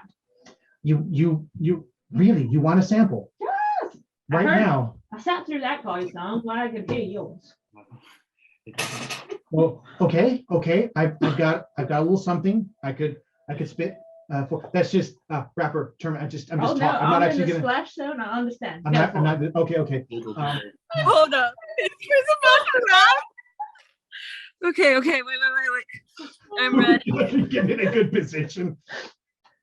Oh my. Oh my God. God. Okay. And you kind of see like Dareth. He's like, hyping himself up. He's like, yeah. He's like making his own little beat. Okay. As I walk. I'm sorry. I'm gonna start doing the beat. You kind of for work you with on- him. Yeah. And then he goes, as I walk through the tunnel in the shadow of men, I take a look at my rifle and realize there's something left because I've been digging and mining so long that, even other dwarves think that my mind is gone. I'm a dwarf in a band, though I don't deserve it. Spitting lyrics like a punk, that's unheard of. But without singing and talking and, where you walking, because you and your gnomies might get vicious mocking. I like that part. Anyway, Bardic inspiration, give it to you now. Rising from perdition is my mission now. Fool, I'm the kind of dwarf little gnomies want to be like on my knees in the night, saying prayers in the moonlight. Oh, sorry. Did I interrupt? No, I'm so no, sorry. that's good. It's a work in progress. I'm trying to find my flow. That is the most unique thing I've ever heard, and I think it should be in every tavern in Faerune. My two mages, give me an Arcana check. Okay.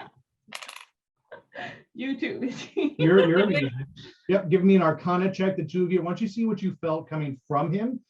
Because bards do cast magic through their craft. And so, Okay. 17 total. okay.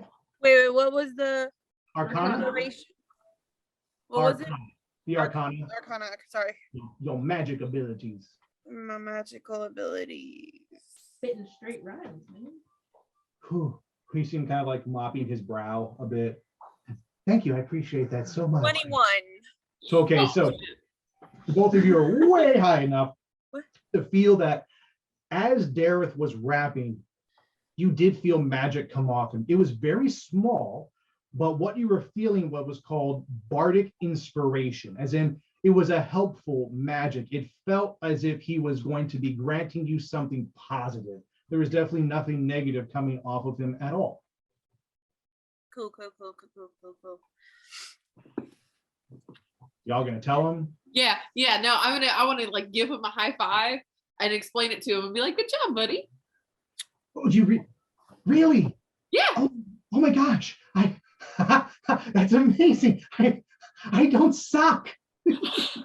And he's so I excited. want to give him. Yassin just like claps him on the back. Good job. And he sort of leans really far forward. Thank you. Wow, that's done. That really helps a lot. Thank you. I had no idea. And he goes, look, if there's anything else that the four of you need, let me know. I am at your disposal. Thank you so much. And you see him kind of like, just like hold himself, and he's a little teary-eyed because he really has been, you can tell he's been a little bit, verbally abused, and he kind of walks away. His chest is a little prouder now. And he sort of just kind of walks away and continues his duties, waiting on other tables. Grim's just sitting by, like, getting annoyed with us, like, hyping people up now. I want to take him with us. I just want to. You can do anything you want if you wish to talk to him. It's not unheard of, but that's your choice. Did Astrella overhear the comment that he made to him saying like, "This is your second strike, like whatever happened last night can't." Did I hear that? Grim heard it for sure, and I'd say that out of everyone, you were in the furthest back, and that you caught some tail end of that. So you and Grim, between your Arcana checks and between hearing things, the two of you pretty much know what this guy's all about. You get a good sense of him. Okay. I think I want Yassin to go up to him and ask about it's like a creature that comes out of the woods that Kirin. Or Yeah. Yeah, the boar. The boar. The boar. So, We're the not- boar. We're not going there. That's a different game. Would Gareth would Gareth be under, would he have any cause to think that the boar is a direct result of like Kirin, like just Like, does Caloran just like set up these boar, like this whole These event to make him chains. look good? So Dareth, he listens to this and he goes, I'm gonna be honest, I'm not sure. That's an excellent question. And something I never even really considered before. I'll tell you, he does tend to disappear from time to time. I figure he's entertaining, people in his room. He might, need to have a break. He's an artist. You know how artists are. They tend to, need to time away from things or some other bullshit. But honestly, I have heard that the boar was here before us, but it never appeared in town until we got here. And since it's not my fault, maybe it is his. I never considered that. And you see him kind of pause for a second, and then his eyes get really wide, and he goes, "Oh shit." And that's all he says right now. What? This isn't the first town we've been to. We go to travel around many places, and well, everywhere we go, there's calamity. And I just thought he was choosing down and out villages because, they need a hero, and he is that hero. But now I'm starting to wonder if maybe he's a con artist, and oh my God, if he's causing this, then all the money that we've been taking from these towns is because he's been literally ripping people off and destroying. I have to question everything about my life now. Oh, well, calm down. This poor baby. Existential crisis. We rose him up and then we. Sorry. Is that a die? Yeah. Oh, Yeah. what? I'm a tiefling, Melissa. What? If Okay. it could be him. You're a unicorn. That's Wow. what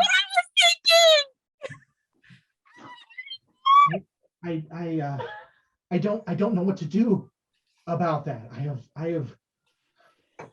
What do I do? Can I trust you? I hope so. I think I can. I think we all can.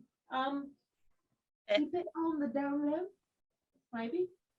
I know street talk. Hush, I got hush, it. I got it. Yeah. You seem like a guy who knows street talk. Yeah. You got this. Thanks. Keep it on the down low. So now Okay. we're going to figure this out. We actually might come back for you. You seem like good help. Yes, actually. Yes. I'm at your disposal. I would love to help in any way that I can, but I'll follow your lead. I won't say anything. I'm not going to confront him. I will. I'll just do my job. I'll do my job. Is there anyone else here that could take over for you? Not right now. Later on tonight, about a few hours before closing, I'm off, and I think he just takes over for himself. I don't know if somebody else comes in, but yeah. When the moon is at its highest, that's when I leave. Cool. We've got things to do, Okay, I understand. but we'll be back. I'll be here. And if I'm not here, Caloran knows where I stay. You can ask him. There. Don't worry, I will. Okay. You all have a good night. Bye.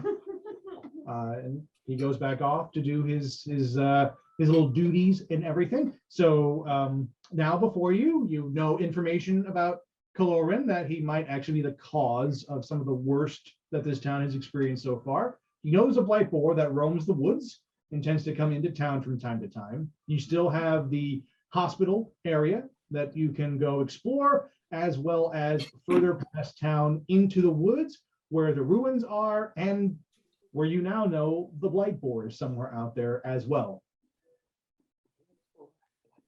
What do you all wish to do as a party? Do you wish to venture out into the night? Do you wish to buy a room and stay? Eat, drink, be merry? What would you all like to do? no idea what my money situation is like, so I don't know how. Oh, you don't know what? So Grim's got shit tons of money already. So here's what I'll have the rest of you do. If everybody could roll for me a D20 and then times 10. Whatever number you get, times 10. Okay. What'd you get? I got a 5. 50. You have 50 gold. 17. You have 170 gold. Yes. 18. 180 gold. 13. 130 gold on top of what you already have, which was 75 gold, of which you have not spent shit. That's what you have. So this is the money you have through your years of adventuring, odd jobs you've taken, and then what you've collected. This is the gold that you have amassed. So as you use it, please make sure you deduct from there. And there's definitely ways to earn more gold throughout the adventure, as Grim has found. All right. Are we going to try to antagonize a boar, or are we going to go to the hospital? Well, it's getting late. I don't necessarily want to fight a boar in the middle of the night. I agree with that. The sigh of disappointment. I'm a rough and I tumble mean, sea if that's captain. as much gold after, we can do it. But I know you wanted to get to the hospital. Yeah. True. There might not be much going on because it's nighttime, but like, let's go creep. Go creep. We're gonna creep on a hospital? Yeah. You It's sound so the confident. windows. Like All right. everybody does. You know. Alrighty, so all of you are traveling then to the hospital at the edge of town. Yes. I guess. Excellent. Grim is like, I'm so thrilled. That immediately makes it sound creepy. The hospital at the edge of town. So you all leave the bar together, and as you do, you head outside into a fairly fresh night. You can still see just a little bit of the sun kind of hovering over the horizon. The stars are out and getting stronger, and most of the people have closed down. They're left. If they're not in the tavern, then they're in their homes. You can see a lot of the different homes around you have lights now on in the windows, fires burning in the hearths, a couple of people sitting on their porch, smoking out of long pipes, and you pass these individuals in these small conversations. Yes, a little smoke. You pass all of these and make your way to these two tents that are at the edge of town, quite large tents, very similar to what you saw 10 years ago, Astrella, when it was just the one tent. You've noticed there's a second one now. And inside you can see Stella, the doctor, who is, she looks older. Not because she's an elf. Age doesn't show well on elves. But what you notice is that her hair is grayed in worry areas, in her temples across the top. Her eyes are very bloodshot and big sagging bags on her. Like, she looks like she's had a rough 10 years, and it shows on her face. Nobody notices you. What you all do see through the tents is almost every cot is occupied by a person. Humans, elves, a couple of dwarves that you notice, men, women, young, old, pretty much a good representation of the town are in these two tents. And these people are coughing. They have lesions across their face, arms, this strong black veining that spreads out across them. They look, a lot of them look like they're on death's door.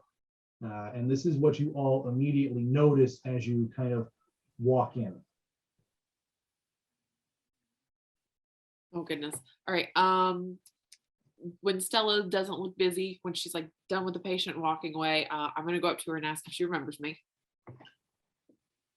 Stella, she kind of looks up from one of the patients and sort of tucks him in. You hear her say, "It's gonna be a long night, but I'll be here. We'll pull through it." And she looks up and she sees you, kind of hears your little Stella, and she looks at you and she goes, yeah, Astrella, right. You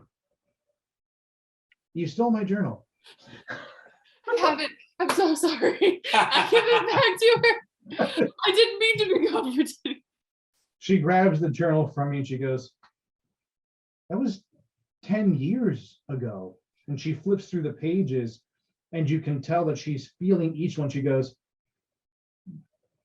this isn't 10 years old. What happened? I Bum bum bum. don't know if I can explain all that. Stuff is happening. And I just ask her if we know anything about the plague that's happening. She tucks the journal back into kind of in between her sash that she's wearing to hold some of her medical tools. And she walks over to her desk, comes back after she opens a drawer, reaches inside, and hands you back your journal that you originally gave her. Yes. It looks 10 years older. There's some stains on it that were never there before. The pages look a little bit more crinkled. It's been rifled through many a night. You can tell that it's been well used. And she hands it back. She goes, here, I've added a few notes myself on what's been happening here. Thank you. A lot has changed in the past 10 years. It's gotten worse. It's jumped to animals. It's jumped to plants. And well, the people here die of starvation as much as they die from the blight. I know the tavern makes it seem like we're still running at full capacity, but well, a lot of that is because of the graces of our bard, Kirin. If you've met him yet, have you? Yeah. Unfortunately. It's an acquired taste, as they say. Oh, Uh-huh. like you, the thumbs down. Yes. I can't tell you how to cure this, but I know exactly what has caused it. There is a boar in the woods, a cursed animal. I know enough about magic and medicine to understand that this creature has been mutated through this curse. It is walking death. I have been close enough to see it before. I lost one of my aides as they tried to get between me and its path.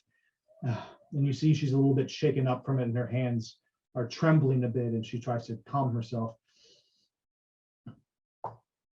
I could see bone, entrails that it dragged in its wake. It should be dead. It's not.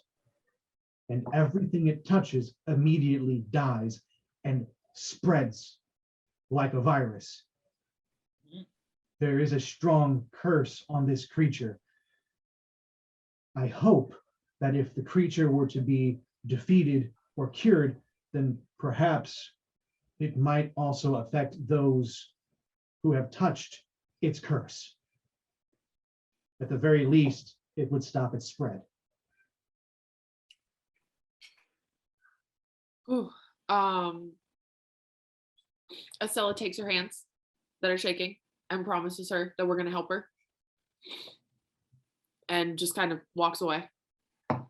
Astrella, wait. If I could talk to you in private. Okay.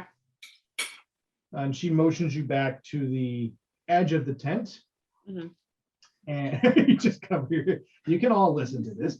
No. But she pulls you back to the edge of the tent and she goes, I've had a lot longer with your journal than I thought I was going to have to study it. Are you okay? Yeah. Somehow nothing has happened in the past 10 years that have passed. Nothing has progressed. I don't know why. Huh. And this is the only time you've seen her grin a little bit because she's mostly like emotionless. And she grins and she goes, you don't lie well. I've read your notes. Damn it. I know what you were studying. It doesn't go away. It gets worse. there are similarities between this boar and this other curse that you've documented. Are you afflicted? Damn. Okay, I'm gonna show her my arm. Describe your arm. All right. So I've got long sleeves on. And I've got like armor, random shit on. So I pull it back, and it looks like something that is trying to heal but hasn't. So it's kind of scabbed.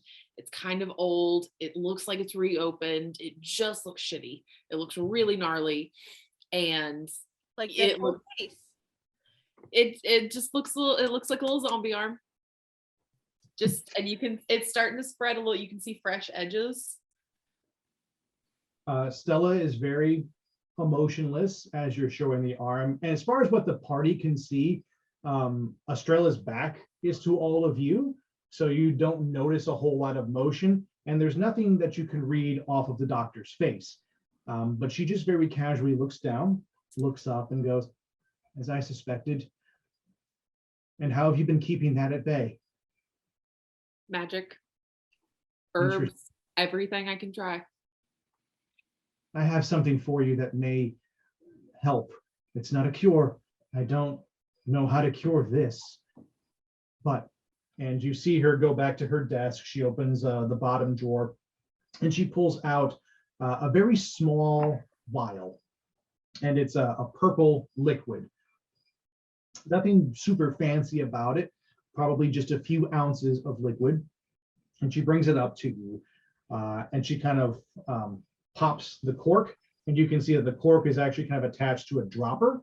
And it's just something where it just drips from it. And she goes, may I? Sure. And I give her my arm. And she takes just 2 drops and puts the cork back on. And what you see as it hits your skin is it burns, but as it sort of spreads, you see that your skin heals just a bit. It's gone from being kind of a scabby material to a really bad scar, almost like an afterburn, kind of crinkly, and it looks like it was damaged, but it's definitely the best you've seen it in a long time. And she goes, there aren't many, what's the word? Doses here for you. This may work for a month or 2, depending on how much you use it. I just felt bad, and she kind of hands it over to you. I'm sorry. I can only say, make your peace with our gods and your family. I don't know how long you'll survive, but this will give you more time. I wish there was more I could do for you. Oh, I love her. Okay, I'm gonna cover up my arm real quickly. I'm gonna slip the vial in a pocket just casually so no one can see what's happening behind me. I'm gonna thank her and rejoin the party. Okay. As all of you leave the tent, you are back out into the night air, and you now have before you a decision to make. Do you wish to go back to the tavern? Do you wish to go into the woods? Do you wish to venture further, sleep the night? What's the party decide at this moment?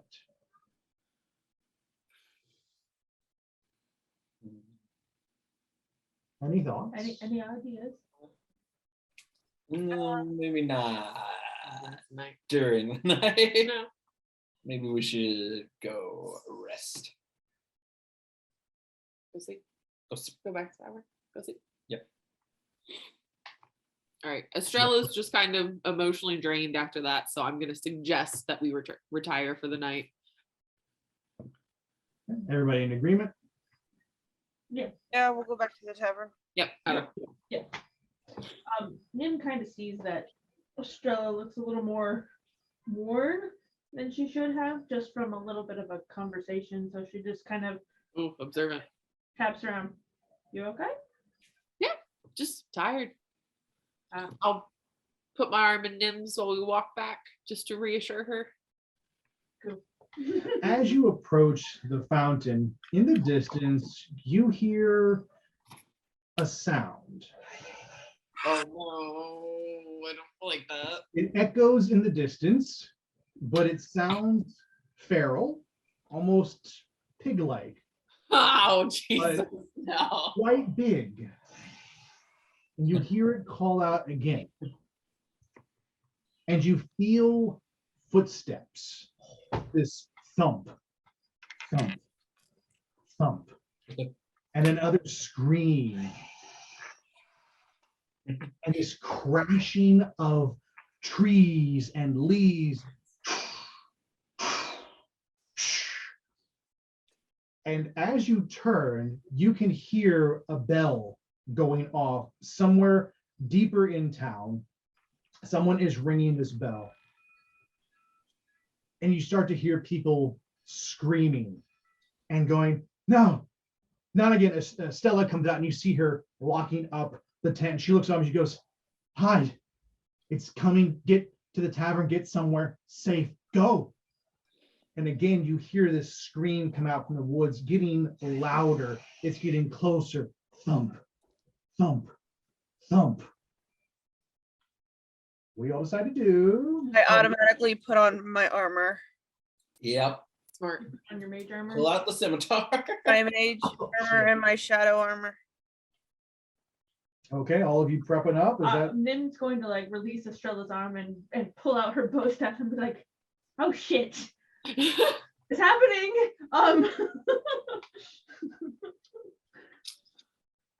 as another scream rips through the night, so too do the two trees that are closest to where this tent is. And stepping out onto the field is. Oh no. Can you put that over there for me, please? Oh my god, it's huge. What the fuck is that? It is a nasty thing. Like, Ew. Is Yeah, that blood? Oh yeah, that's the black blood that kind of oozes onto you.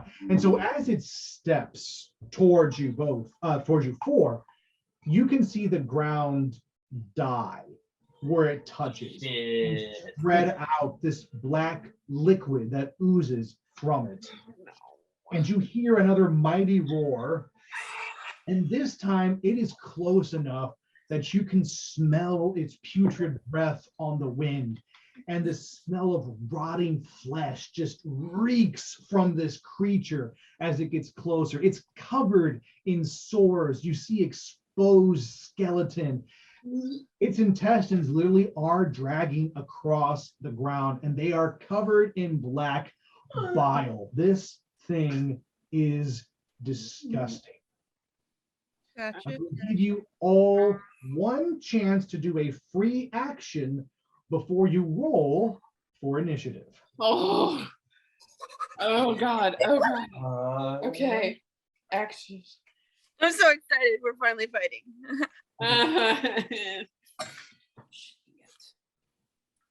Okay, what am I doing?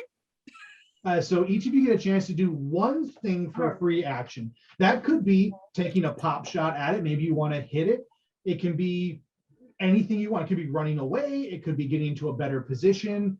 It could be trying to touch it magically. Whatever you want to do, you have one free action to decide. I am going to like just instinctively like, since Astrella was like the closest to me, just kind of instinctively like put her behind me Mhm. and grab out my my bow staff against one arm, and I'm just gonna talk to the party. I'm just gonna be like, "Are we doing something or are we running?" It worked the first time. Can I do calm emotions on it and maybe chill it out a little bit? Yes, you can try. Now this one's going to resist. Yeah. So tell me, what is the The save. saving throw that I need to make for a creature that resists your calm emotions? It'll usually say it near the top. It'll say like a DC save of like 14 or 13 or something like that. 11. 11. Okay, so I got to beat Spell can be an 11. action. So, Can a spell be an action? yes, Yes. yeah. Anything. Oh, you want- okay.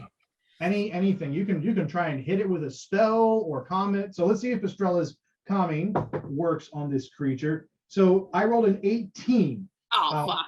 So It's so as you angry. reach out and kind of try to cast calm emotion, this aura spreads over its tusks and its hair, and you just watch it kind of shake its head and scream, and these big poofs of smoke come out of its nostrils.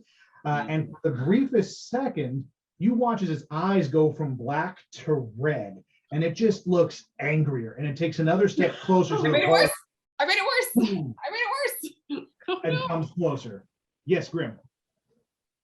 Eldritch Blast. Eldritch Blast. All right, so go In the ahead fight. What? go ahead and In the fight. roll to break this character's AC. Let's see if you can hit it.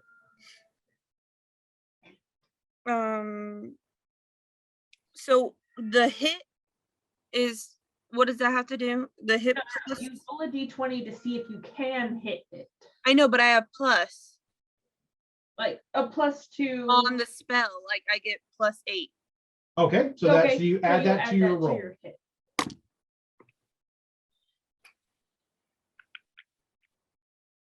24. Damn. Nice. That does break the boar's AC. So go ahead and roll damage. Said It'll say- 110 D10. Okay. That's this one, correct? D10. Yes. Pretty sure. The No, that's the pentagonal looking one. No, it's Is it the double pyramid one? this one. Yeah. Oh, this one Oh, yeah. with Yes. the dot zeros at the end of each number. Mhm. No, it's like that, but the no zeros at the end. That's what I said. Yeah. Okay. Yeah. Chris got me. I said it confusingly. So how do you roll this? Throw it down, see the number that comes up. You'll see a dominant number. Okay, the one facing me is 1. +8, so 9. Oh, So you do 9 damage. Let me make sure let me make a note of that. That you've done 9 damage to this creature. So from your hands, you sort of step forward and you get this cast, and green energy sort of swirls around your hand, shoots out from your fingertips, and you just feel this electric surge around you.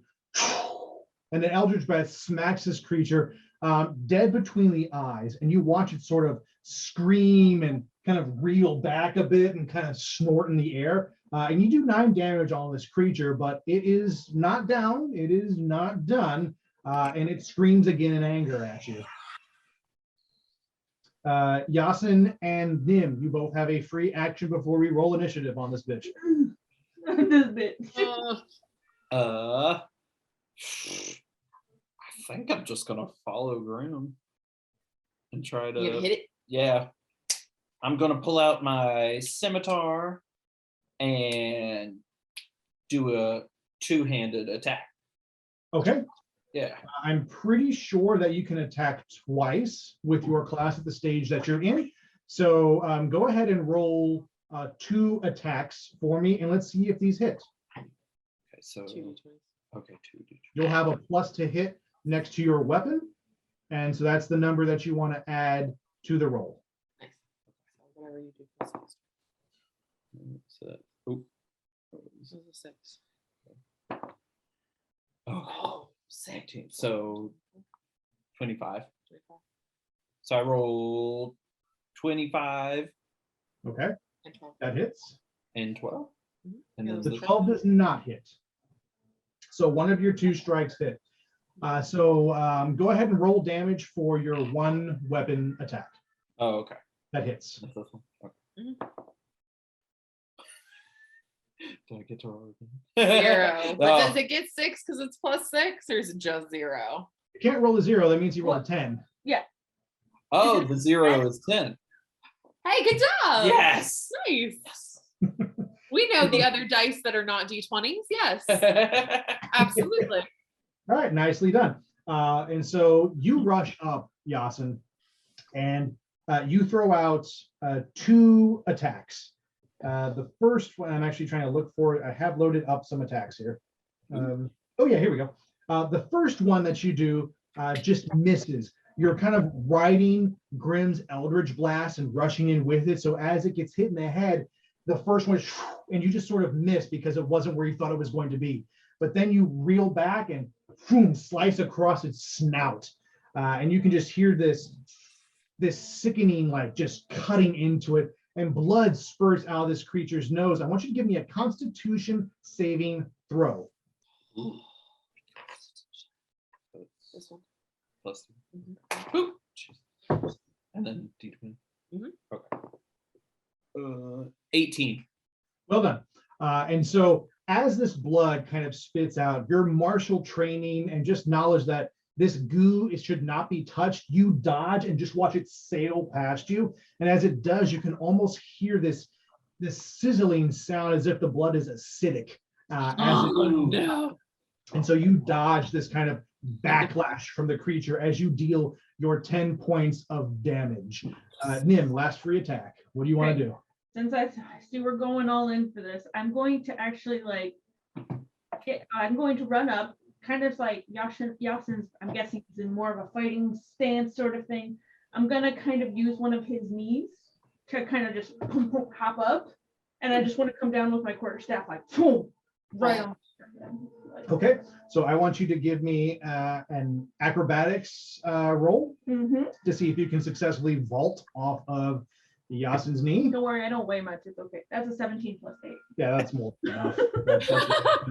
And so you do that. My dice like me. Yassin, as you kind of hit your action pose with this slice, you feel this just very light tap on your knee, and you turn and you watch as Nim just sort of launches herself up about good 10 feet into the air off of you, and you watch as she spins her staff and you bring it down on the boar's head. Go ahead and roll to break AC on this attack.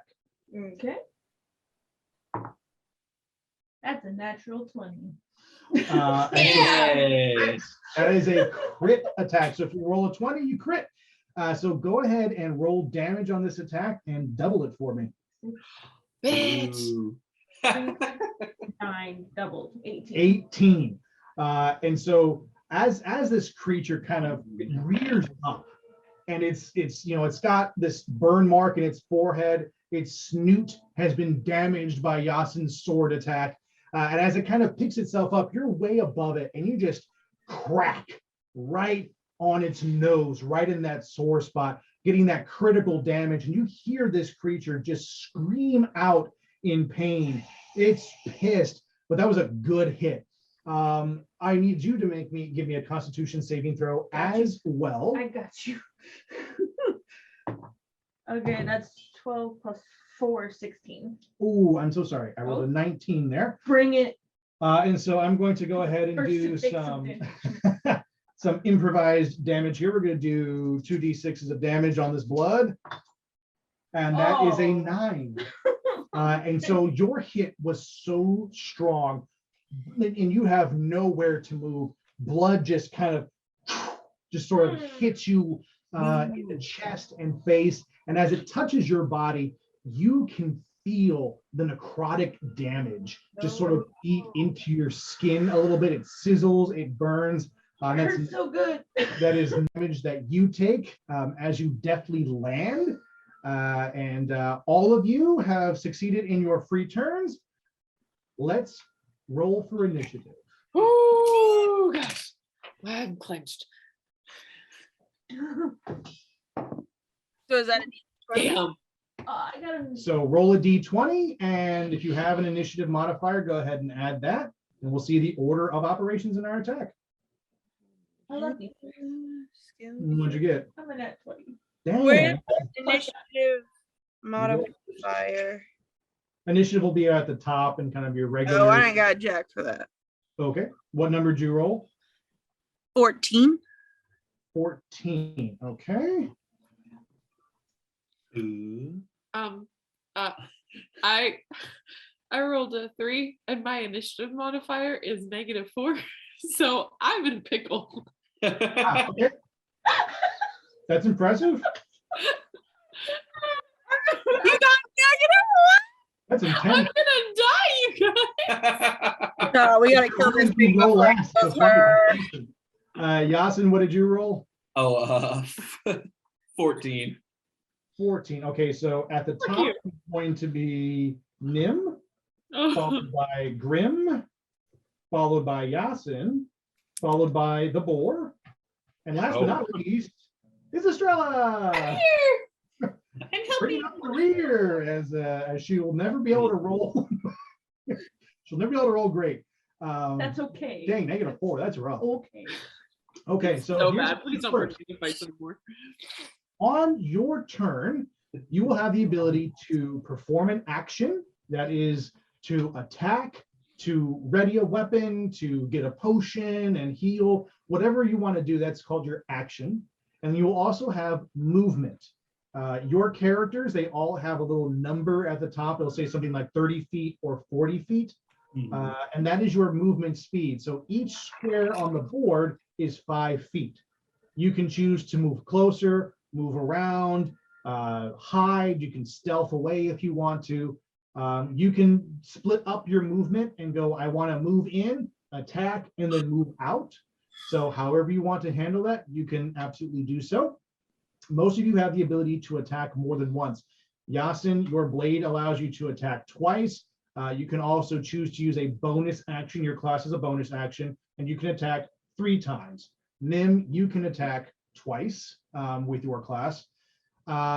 Both Astrella and Grim, you have the ability to use a sorcery point to twin your spells. So if you wanted to cast the same spell twice in either 2 different directions at the same target, so in your case, if you want to twin Eldritch Blast, you could have done 2 in that attack. But you only have so many sorcery points, so use them wisely. Just like all your spell slots, you only have so many spell slots for certain spells. Until you sleep again. Yep, until you have to take a Okay. walk. That was just a question. But the cantrips that you have can be used unlimited. Like if you have cantrips, they Yeah. will be your savior in some Yep. points. And you can absolutely do more than just attack or move. Think creatively. Remember, you know that this creature is cursed. There's more than one way to lift a curse. Death is an option. You can kill it, of course. But if you want to try other means to try and cure it, to reach into its mind, to do whatever, that your options are on the table. Do whatever you want. Any questions before we step into this battle for realsies? No. Let's kill ourselves a blight boar. Yeah. What? I said, let's kill ourselves a blight boar. It's too late. We started. Oh, Yeah, also, talking is not. I believe talking doesn't take up your action. Nope, So if talking- you wanted to say yeah. something during your turn to like warn somebody, do something, announce something, just Yep. be a badass and like say something, you know. it Yeah, is okay. talking's a free action. You can also hold your action. So say for instance that Yassin and Nim wanted to team up. And the way it works here, Nim goes first and then Grim, then Yassin. Nim can say, I'm gonna hold my action until Yassin does this because I want to jump on top of that and add to it, or I want him to throw me on top of the boar or whatever it is. So you guys can strategize like that and have fun with it. Make sense? Yes. All right, let's fight. Nim, you are at the top of the rotation. What would you like to do? Okay. Being very upset that this thing just gooed all over me and it hurt like hell. I'm going to kind of put my stance to where I'm going to scooch Crumb's bag Uh-huh. around to the back of me so he doesn't get hit by anything. And I'm going to just kind of look at Yassin because he's right next to me. I'm like, I'm already so over this. And I'm going to start, I'm going to do a couple flurries with my staff. And I'm going to try to do like almost like an uppercut, like a double uppercut with my Okay. staff. Like, flop, flop. Yeah. All right, go ahead and roll to break AC on this creature. Am I the one in the very back? Yes, you're right. Well, yeah.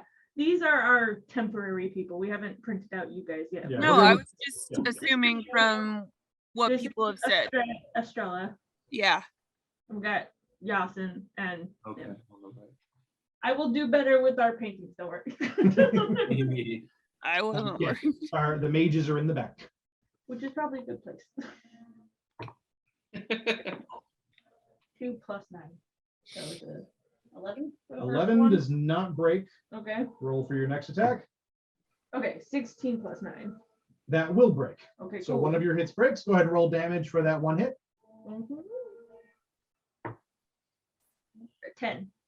10 damage. Okay, so as you go for your 1-2 strike, the first one connects, and you kind of hear a little bit of bone kind of crack in the jaw, and that causes the creature to reel back just a little bit further than you were anticipating. So your first hit absolutely catches, but the second one misses entirely as the pig screams up and sort of launches and then heads back down.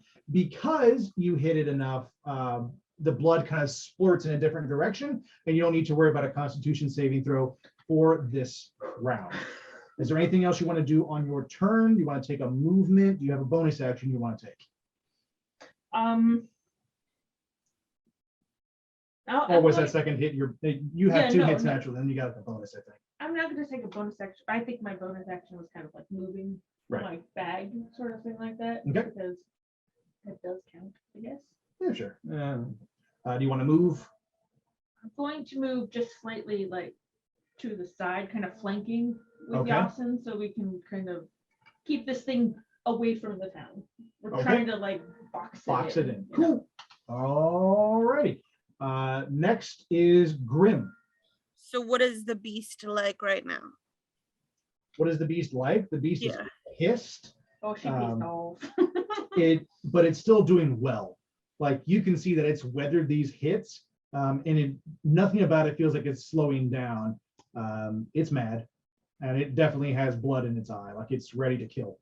How far away am I from it? You are, if we count that distance, 5, 10, 15, 20, about 25, 30 feet from it, give or take. Okay. Can I get in? If I move, does that count as my action? No, No. that movement is it's its own thing. So you can move. During your and- turn, do you have like a 30 up in your walking speed? Yeah. Okay. So you can take a movement now to only move some of that, and at the end of your turn, you can move the rest of it if you wanted to. But you have that much movement on top of what you Yeah, want to you're do. right. So you have Okay. 30 feet you can move per turn. Okay, well, I'm gonna go 25 away. Okay, you're gonna step 25 back? No. I'm 25 away from it though. Yeah. Yes. Okay. I don't have to get that clear. I'm gonna go. Oh, that's perfect. I'm gonna go 15 feet forward. Okay. 5, 10, 15. I'm right up in the snout. Right up in there. And then I'm gonna do poison spray. Okay. Read poison spray to me. How does it work? Do I gotta make a saving throw? Do we have It's to grow? okay. Cast at will. 2d12s damage. Cast 1 attack. Range 10 feet. La la la. Is Oh, you feet, like- oh, Is it what? cone, sphere? Does it tell you what the 10 feet is, or just say 10 feet?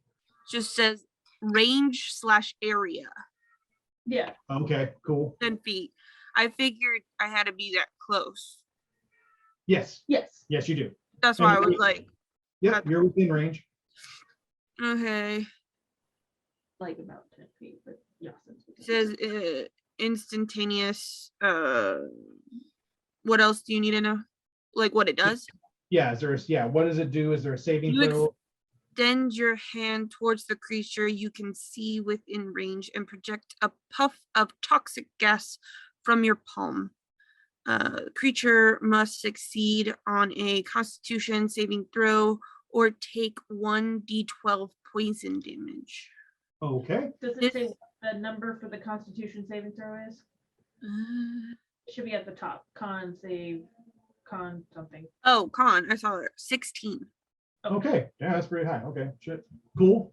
And it says the spell damage increases by 1d12 when you reach. Oh, that doesn't matter. Yeah, Level 5, level 11, Uh, 17. you are a level 5, so you would but cast. she does not have level 5 spells yet. Is it a level 5 spell or just you being level 5? It Or says just you being level 5? it just says level 5. Yeah. So So it you, says- you cast 2d12s. That's your level. 2d12. But yeah, but let's see if it works. This creature is gonna try and resist. So I got my con here. 16. Come on, dice. Don't die yet. 2. Nat 20. Oh, damn. And so as you step forward and cast your poison spray, this creature, at least for right now, almost absorbs all of this toxin.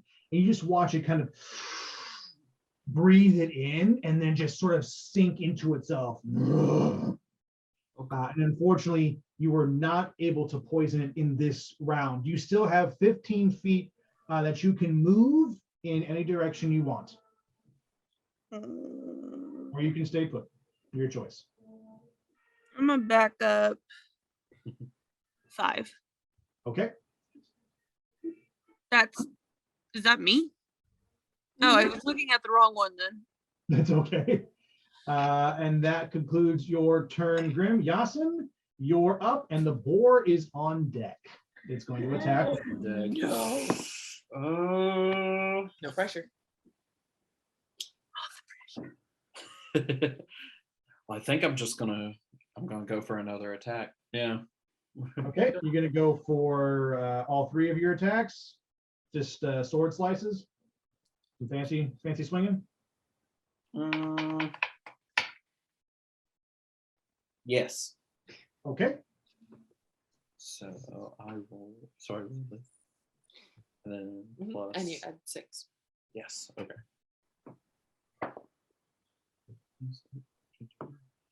So I roll 3 times. Okay. So that shoot. Okay, so the first one was 22. That breaks. 17.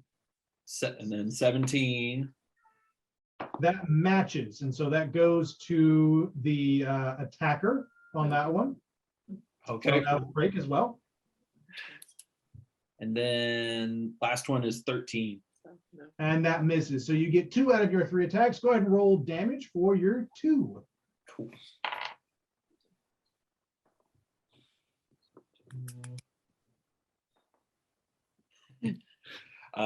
Altogether 4 damage. There's got to be a modifier you can add to it. you have, like, a Your plus? sword should have a plus something. Oh, next you got to add your plus 6. Oh, so 10. You Oh, have wait. plus So 6 it'd be each 8, one. 8 plus 8. 16. 16. There you go. There we go. That sounds a little Okay. bit better. I'm like, at your level, you should be hitting that weak. So cool. 16 Okay. points of damage. That's not bad. That's nothing to sneeze at. So you rush in. And how are you doing these attacks? Describe them. Let's see. Well, I'm right here in front of it. So I think I want to say that Yassin kind of like, I want to say that Dawson, Yassin, Dawson's Creek. yeah, Yassin's Creek. Yes. Yassin kind of like goes around to the right and tries to hit him in the side a little bit with some Okay. swipes. And yeah. So your first 2 attacks, they sort of ring out, and you get this great kind of just digging right into this thing's body. And since you're moving as you're working, you manage to be able to dodge kind of these little blood spurts that happen. But on the last one, you miss as the creature sort of turns its flank from you a little bit. And as it does so, another blood spurt comes straight at you. I want you to just give me a dexterity save. Let's see if you can dodge this blood spurt coming at you. Nice. 13. Yeah, that'll do. You just had to beat a 10. And so you my God. definitely kind of see this coming at you, and you kind of roll across your shoulder, pick yourself up, and hit into a fighting stance, and you are ready for the next action. However, this blight boar, since you are closest to it, is pissed. Oh no. You. It's coming for you. Oh, Shit. The consequences of my actions. so let's see. What do I want to do? This creature is going to do multi-attack. So this ox is going to make a 2-hoofed attack at you. Oh, It's going to raise itself up and just and try to come down, and really it's going to try and crush you. So let's see if I can break Spicy. your AC. Yes. First one is going to be a nat 1. So no, I definitely will not break your AC on that one. So you dodged 1 for sure. Here comes the second one. And that's going to be a 13 plus 3 on the attack. 16. Does that break your AC? No, 19 you had to break. Excellent. So you are so just in the zone right now that the first hoof comes down and it misses you by a large margin. The second one's coming straight down towards your head, and you just sort of like backflip and then kip up. And this thing just lands in front of you, and you're good to go. You have dodged this thing's attack. Last but not least, Astrella, the turn is yours. Me. Okay. I might need some clarification on this one. I want to try something. So he's the boar is cursed, and that's Yep. magic. Can I cast dispel magic on the boar? You can certainly try and see what happens. I want to see what happens. All right, so go ahead and read to me, what does dispel magic do? All right. Choose one creature, object, or magical effect within range. Any spell of 3rd level or lower on the target ends. For each spell, 4th level or higher on the target, make an ability check using your spellcasting ability. The DC equals 10 plus the spell's level. On a successful check, the spell ends. The range is 120 feet. Yeah, you're definitely well within range to use that Yeah. ability. Any DC saves this creature has to make? No. Okay, so you're just going to see if this works then. Okay, so just roll a d20. Yeah, go ahead and roll a d20. Let's see what happens. Okay. Do I add anything to this? Holy wisdom. I doubt it on dispel magic. This isn't an attack. It's going to be you're trying to break something, a magical property. Okay, so it's just a straight roll. Okay. All right. Let's see how Come on, Tro. I'm nervous. 13. that works. You had to break a 6 was my roll. Oh my god. But here's what happened with dispel magic. Okay. Your powers reach out over this creature in this sort of golden aura, and everybody can see that you're trying to feel what is wrong with this and see if you can rip the curse away. But this curse is incredibly powerful, and as you pull back, a little bit of it starts to heal, and you can see your effects happening on this creature, but it's almost as if your concentration is just not quite enough. And as you release, the creature just boom, and you watch these rips get deeper into the creature. No. It does cause it a lot of pain, and I'm going to roll 1d6 of damage from this as it takes a hold, and that's a 5. So as more parts of it rip open, 5 points of damage are added to it, and it's mad, and it is now Nim's turn. The interesting thing is that you saw something work. There might be a way to heal it, or Interesting. just Okay. okay. Nim doesn't have a lot of spells. She literally has one cantrip, but it is called a True Strike, okay. and I can hold my hand out to a target in range, and I can grants me a brief insight to the target's defenses. Okay. So what that does is on my next turn, I gain advantage on my first attack roll against the target, provided that the spell hasn't ended. Okay. Is there nothing I can do to defend against that? So you just cast It it. is a no, yeah, it's just a mind concentration. Okay. So that's what you can do for your action. To 1 round. Yeah. I'm All going right. to try to see if there is anything that I can utilize. Sure. So as you sort of reach out with this ability, it is a mixture of both magic and also just your skill in the martial arts, knowing the points of weakness, knowing the strengths, and as you steady this creature, you learn that it has the ability to cast magic. No. Some sense that comes off of it that you go, this thing is holding back. and you're not sure what the spell is or what it can do, but you are getting a magical aura off the creature, but you are attuned to it. As it moves, you move. As it ducks, you duck. And the two of you are in sync, and as long as you can hold your concentration, you will have advantage on your next turn when you attack. Grim, you are up next with Yassin on deck. Okay. I'm actually going to announce to the group if I can. Yep. Be like, guys, this shit has magic.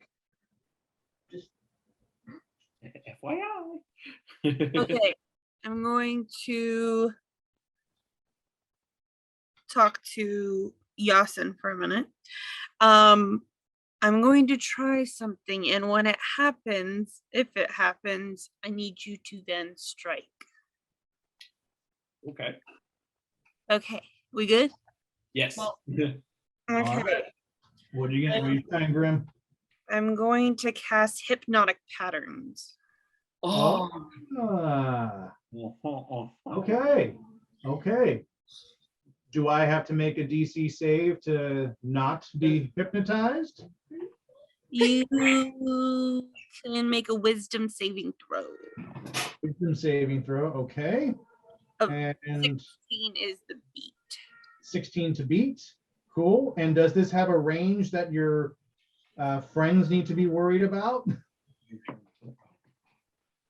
It says 100, like I can do it from 120 feet away, and Right. it's a 30-foot cube. But I think if I do it, it just kind of like goes around it, right? You could do that. So it'll be a 30-foot cube around the creature. So you could put it in front of your party and it would extend behind the creature. Yeah. You could place it like that. So I have to beat a 16 on a wisdom save. Interesting. Okay. Here we go. +5 to wisdom. Whoop. 15. Oh, oh my you god. so you 100% succeed on charming this creature. It is hypnotized. And as you sort of cast this show of light and magic around it, it swirls in this kind of almost cubish cone. You watch its eyes just glaze over, and it starts to sway side to side, entranced by this light show that you're putting on. Nim, you are still swaying right with it. You are keeping concentration with this creature. It now has, it is incapacitated, and it has a speed of 0. It cannot move, and it is not going to attack unless someone uses an action to shake the creature out of its stupor. It's incapacitated right now. Which, Yassin, if you were going to attack and follow Grim's lead, I would give you advantage on all 3 attacks to break its AC because it is completely incapacitated. However, you would wake it up afterwards. I'll give you that. So sink it in, man. You can sink it in. Told you to strike. Yeah, Grim told me to go for it, so I gotta He go told for you to it. That's her plan. Go for it. She Yeah. knows what the fuck she's doing. So I guess Yassin is gonna, well, Yassin's still right there in front of it. So I think I want to go maybe, well, it's incapacitated, so maybe I can keep that, go a little bit further and maybe aim for its eyes with Okay. my attacks. Okay. I'm gonna get right in front of its snoot. All right. So you've got 3 attacks that you can do. If you're going to go for its eyes, that'll be 2 of your attacks. Okay. And then what's your third one? Where are you planning on trying to aim that one? The third one, I'll probably just try to do another attack on the snoot. On the snoot. Cool. In order to attack its eyes, you're going to have to make a wisdom saving throw so that you are not hypnotized by Grim's magic, because you would be in its radius in order to attack the eyes. Okay. So you have to beat 16 on your saving throw. Let's do that first. Oh God. no. Oh no. Oh no. I think that's Do you have a plus to Plus to your wisdom wisdom. saving throw? Oh, so I got 12. Oh, I'm so sorry. As you step into range to go for the eyes, unfortunately, you are within the zone of Grimm's magic, and Grimm watches and probably curses under her breath as you just step in, boom, and you are just transfixed. And Ow. you and the boar start to sway together. And you, sir, are incapacitated. You cannot move. You cannot attack until somebody raises you from your stupor or until Grim releases her hold. And the turn now falls to the boar. The boar cannot do anything right now. It's completely incapacitated for this round. And so it skips its turn and moves to Astrella. Okay. All right. Does this, oh, don't put that pressure on me. I can't fight. Does this creature count as undead by any chance? Yes, it does. Oh, okay. I think this might work. I want to cast Magic Circle on it. Okay. All right, so Magic Circle, you create a 10-foot radius, 20-foot tall cylinder of magical energy centered on a point on the ground that you can see within range. Glowing runes appear wherever the cylinder intersects on the floor with it or other surface. It has to be one of the following types of creatures: celestials, elementals, undead, whatever. So it's undead. The circle affects the creature of the chosen type in the following ways. It can't willingly enter the cylinder, blah, blah, blah. The creature has disadvantage on attack rolls against targets. Targets within the, so I'm casting it around, so like Yassin's right in front, so I think he'd be in the circle too. Okay. I don't know if Nim is quite in it. Is it, you said 10 feet? If It's you're a 10-foot radius. If it's directly in the center of this creature, like right underneath it, it's going to be pretty tight to the creature because it takes up about, No, it's not. like 10 feet, 15 feet wide, 10, 15 feet long. So it's definitely, It's like 20 feet long. yeah, it's within the circle, but just barely. Okay, all right. The creature has disadvantage on attack rolls. Okay. Targets within the cylinder, so but nobody else is in the cylinder, so that's it. It has disadvantage now. Gotcha. I thought that was gonna do more, but there we go. You're welcome. It's okay. The creature is at a disadvantage and it is still incapacitated. Nim, you are on deck for our next round. Nim, you're up, and Grim, you're on deck. Okay, if I could, for one of my actions, I would like to move to Yassin and kind of like try to pull him out of the. Okay. I just kind of want to pull him out and throw him backwards to get out of the square. Sure. And I would like to turn around and try to make a couple of attacks on the, or a attack on. Okay. So you're going to use your bonus action to attack once, and you're going to use your main action to pull Yassin free. Correct. Cool. Go ahead and give me a wisdom saving throw with advantage. Cool.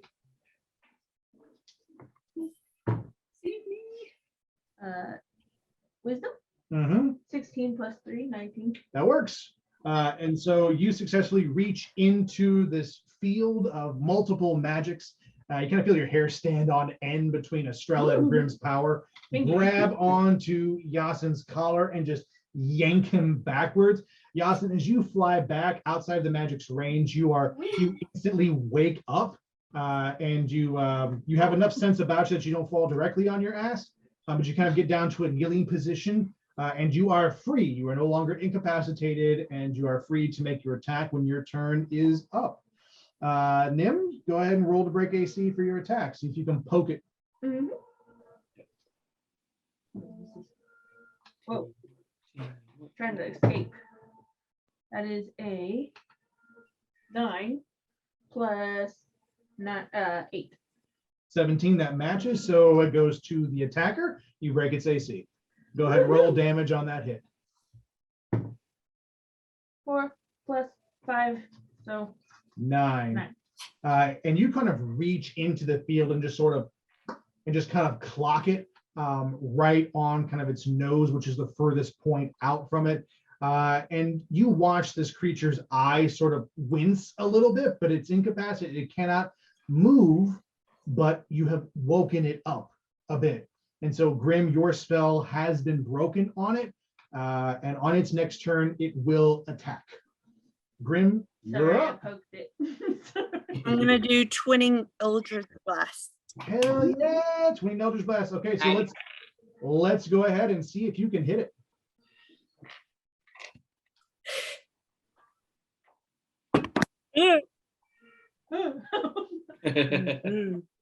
And do I add anything to it?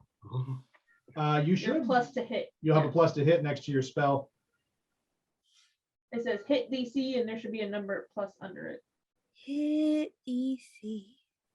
There's like the square right next to the range of the spell, and it should have a plus something to it. You have a +8. I'm looking at your sheet now. Oh. And it was 15 plus 8. It's Yeah, 16. yeah. That'll do it. You're- That first one breaks. Roll the second one to see if you break on your second attack.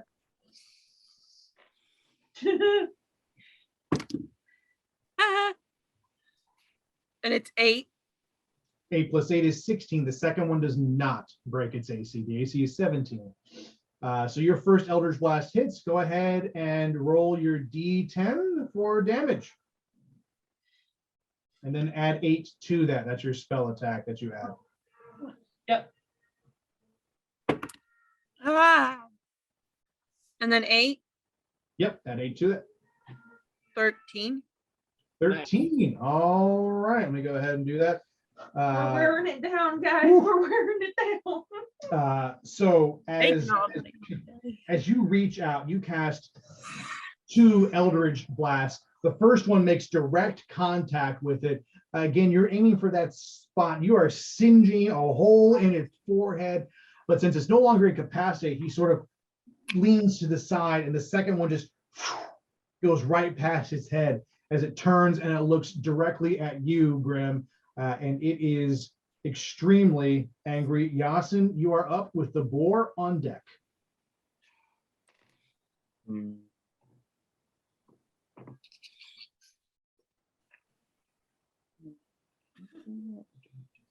You can do it. Let's see. Don't let the creepy music scare you. That's creepy. Creepy-ish, yeah. Let me turn it up a wee bit. Oh, that's a lot bit. She's like, I'm jamming. I think Give you Yassin, come on. I think with Yassin, I'm going to kind of break from our little cluster, and I'm going to go around to the boar's right side. The boar's right side, yeah, right there. And I'm going to try to get some more cuts in on that side. Okay. Gonna start. Eh. And I'm just going to do the 2 attacks this time. Okay, and then are you trying to stealth away? So you're trying to, or are you just moving to flank? That matters. Stealthing or flanking will do different things. I'm flanking. Okay, so with a flank, go ahead and give me an acrobatics check, whichever one is. Could you turn down just a little bit, Melissa? I can hear you coming. I was trying. Which is higher, athletics or acrobatics for you? Athletics. Okay, let's roll and see if you can kind of get out of this thing's eyesight. And if you can, that'll give you advantage. Easy one to beat. You just gotta beat a 9, man. Beat a 9. Oh, I got 9 too. Okay, that works. Goes to the attacker. And so you are able to deftly kind of sidestep. And really that Eldritch Blast, you timing your movement with that, the boar loses track of you for a second, and you are in a flanking position. You now have advantage on your attacks. So for the 2 attacks you're going to take, roll twice, take the highest number, and add your your weapon attack to it.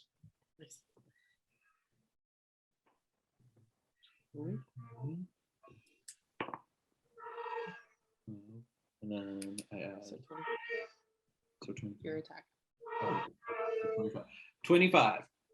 25 breaks. Let's roll your second attack. All right.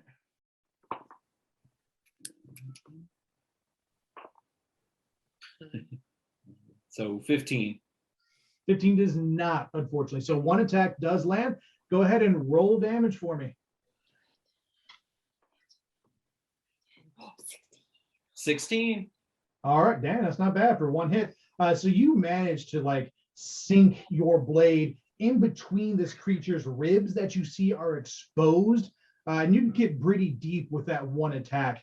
And it flinches out of the way of your second attack. But that 16 does a good amount of damage. You're about halfway through this fight. You can see the boar starting to breathe heavy. And now that it's the boar's turn to attack, it's going to do something. You watch as the boar rears its head back and it just calls to the sky. And what it's doing is its lair action. I don't like that. Boss characters can do their lair action at any time during the fight. It does not count as their action. It is the action of the environment. And so this creature calls out. And as it does, you hear other pigs call in response. Oh no. And it summons to the field. No, put those down. Put that down. No. I'll be kind. 3 additional boars, smaller ones, if you will, as they appear out of the woods. And you see them move to position here, here, and one comes out of the woods back here. These are regular boars in size and in strength, but you can see within their eyes that they glow red, the same as the blight boar in front of you. She has them under her control. And now she moves to make her attack. And Grim, she's still pissed off at you. And so she is going to do a, where's it? A charge. Oh, crap. In the way. So this creature moves 20 feet straight towards a target and hits them with a ram attack. You, as the receiver, if you fail a dexterity saving throw or strength, whichever one is your highest. So look at your dex save and your strength save, whichever one is highest, I'll let you use that one. You have to beat a DC of 16, or you will take an additional 25 trampling damage. Trampling. I thought you said trampoline. I was like, how'd that work? Did I fly into something and bounce off? This is an instantaneous attack. There is no AC to beat. She simply charges you, gets up to full speed, and rams her ass into you. You take, so let's see if you can dodge. And what's the beat? 16. Come on. Do I have to do anything? Oh no. No. What'd you get? Got a measly 6. That, okay. And so here's what happens. And let me go ahead and this is how we're going to end our night, in the middle of this fight. In the middle of the night. Give me time to Google some shit. All right, so as the blight boar rushes towards you, she hits you straight on.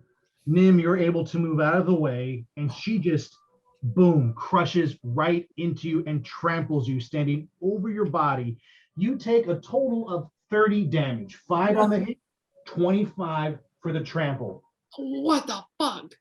As she does this, she screams out into the night again. And all around you, you can hear dozens of boars call in response. No.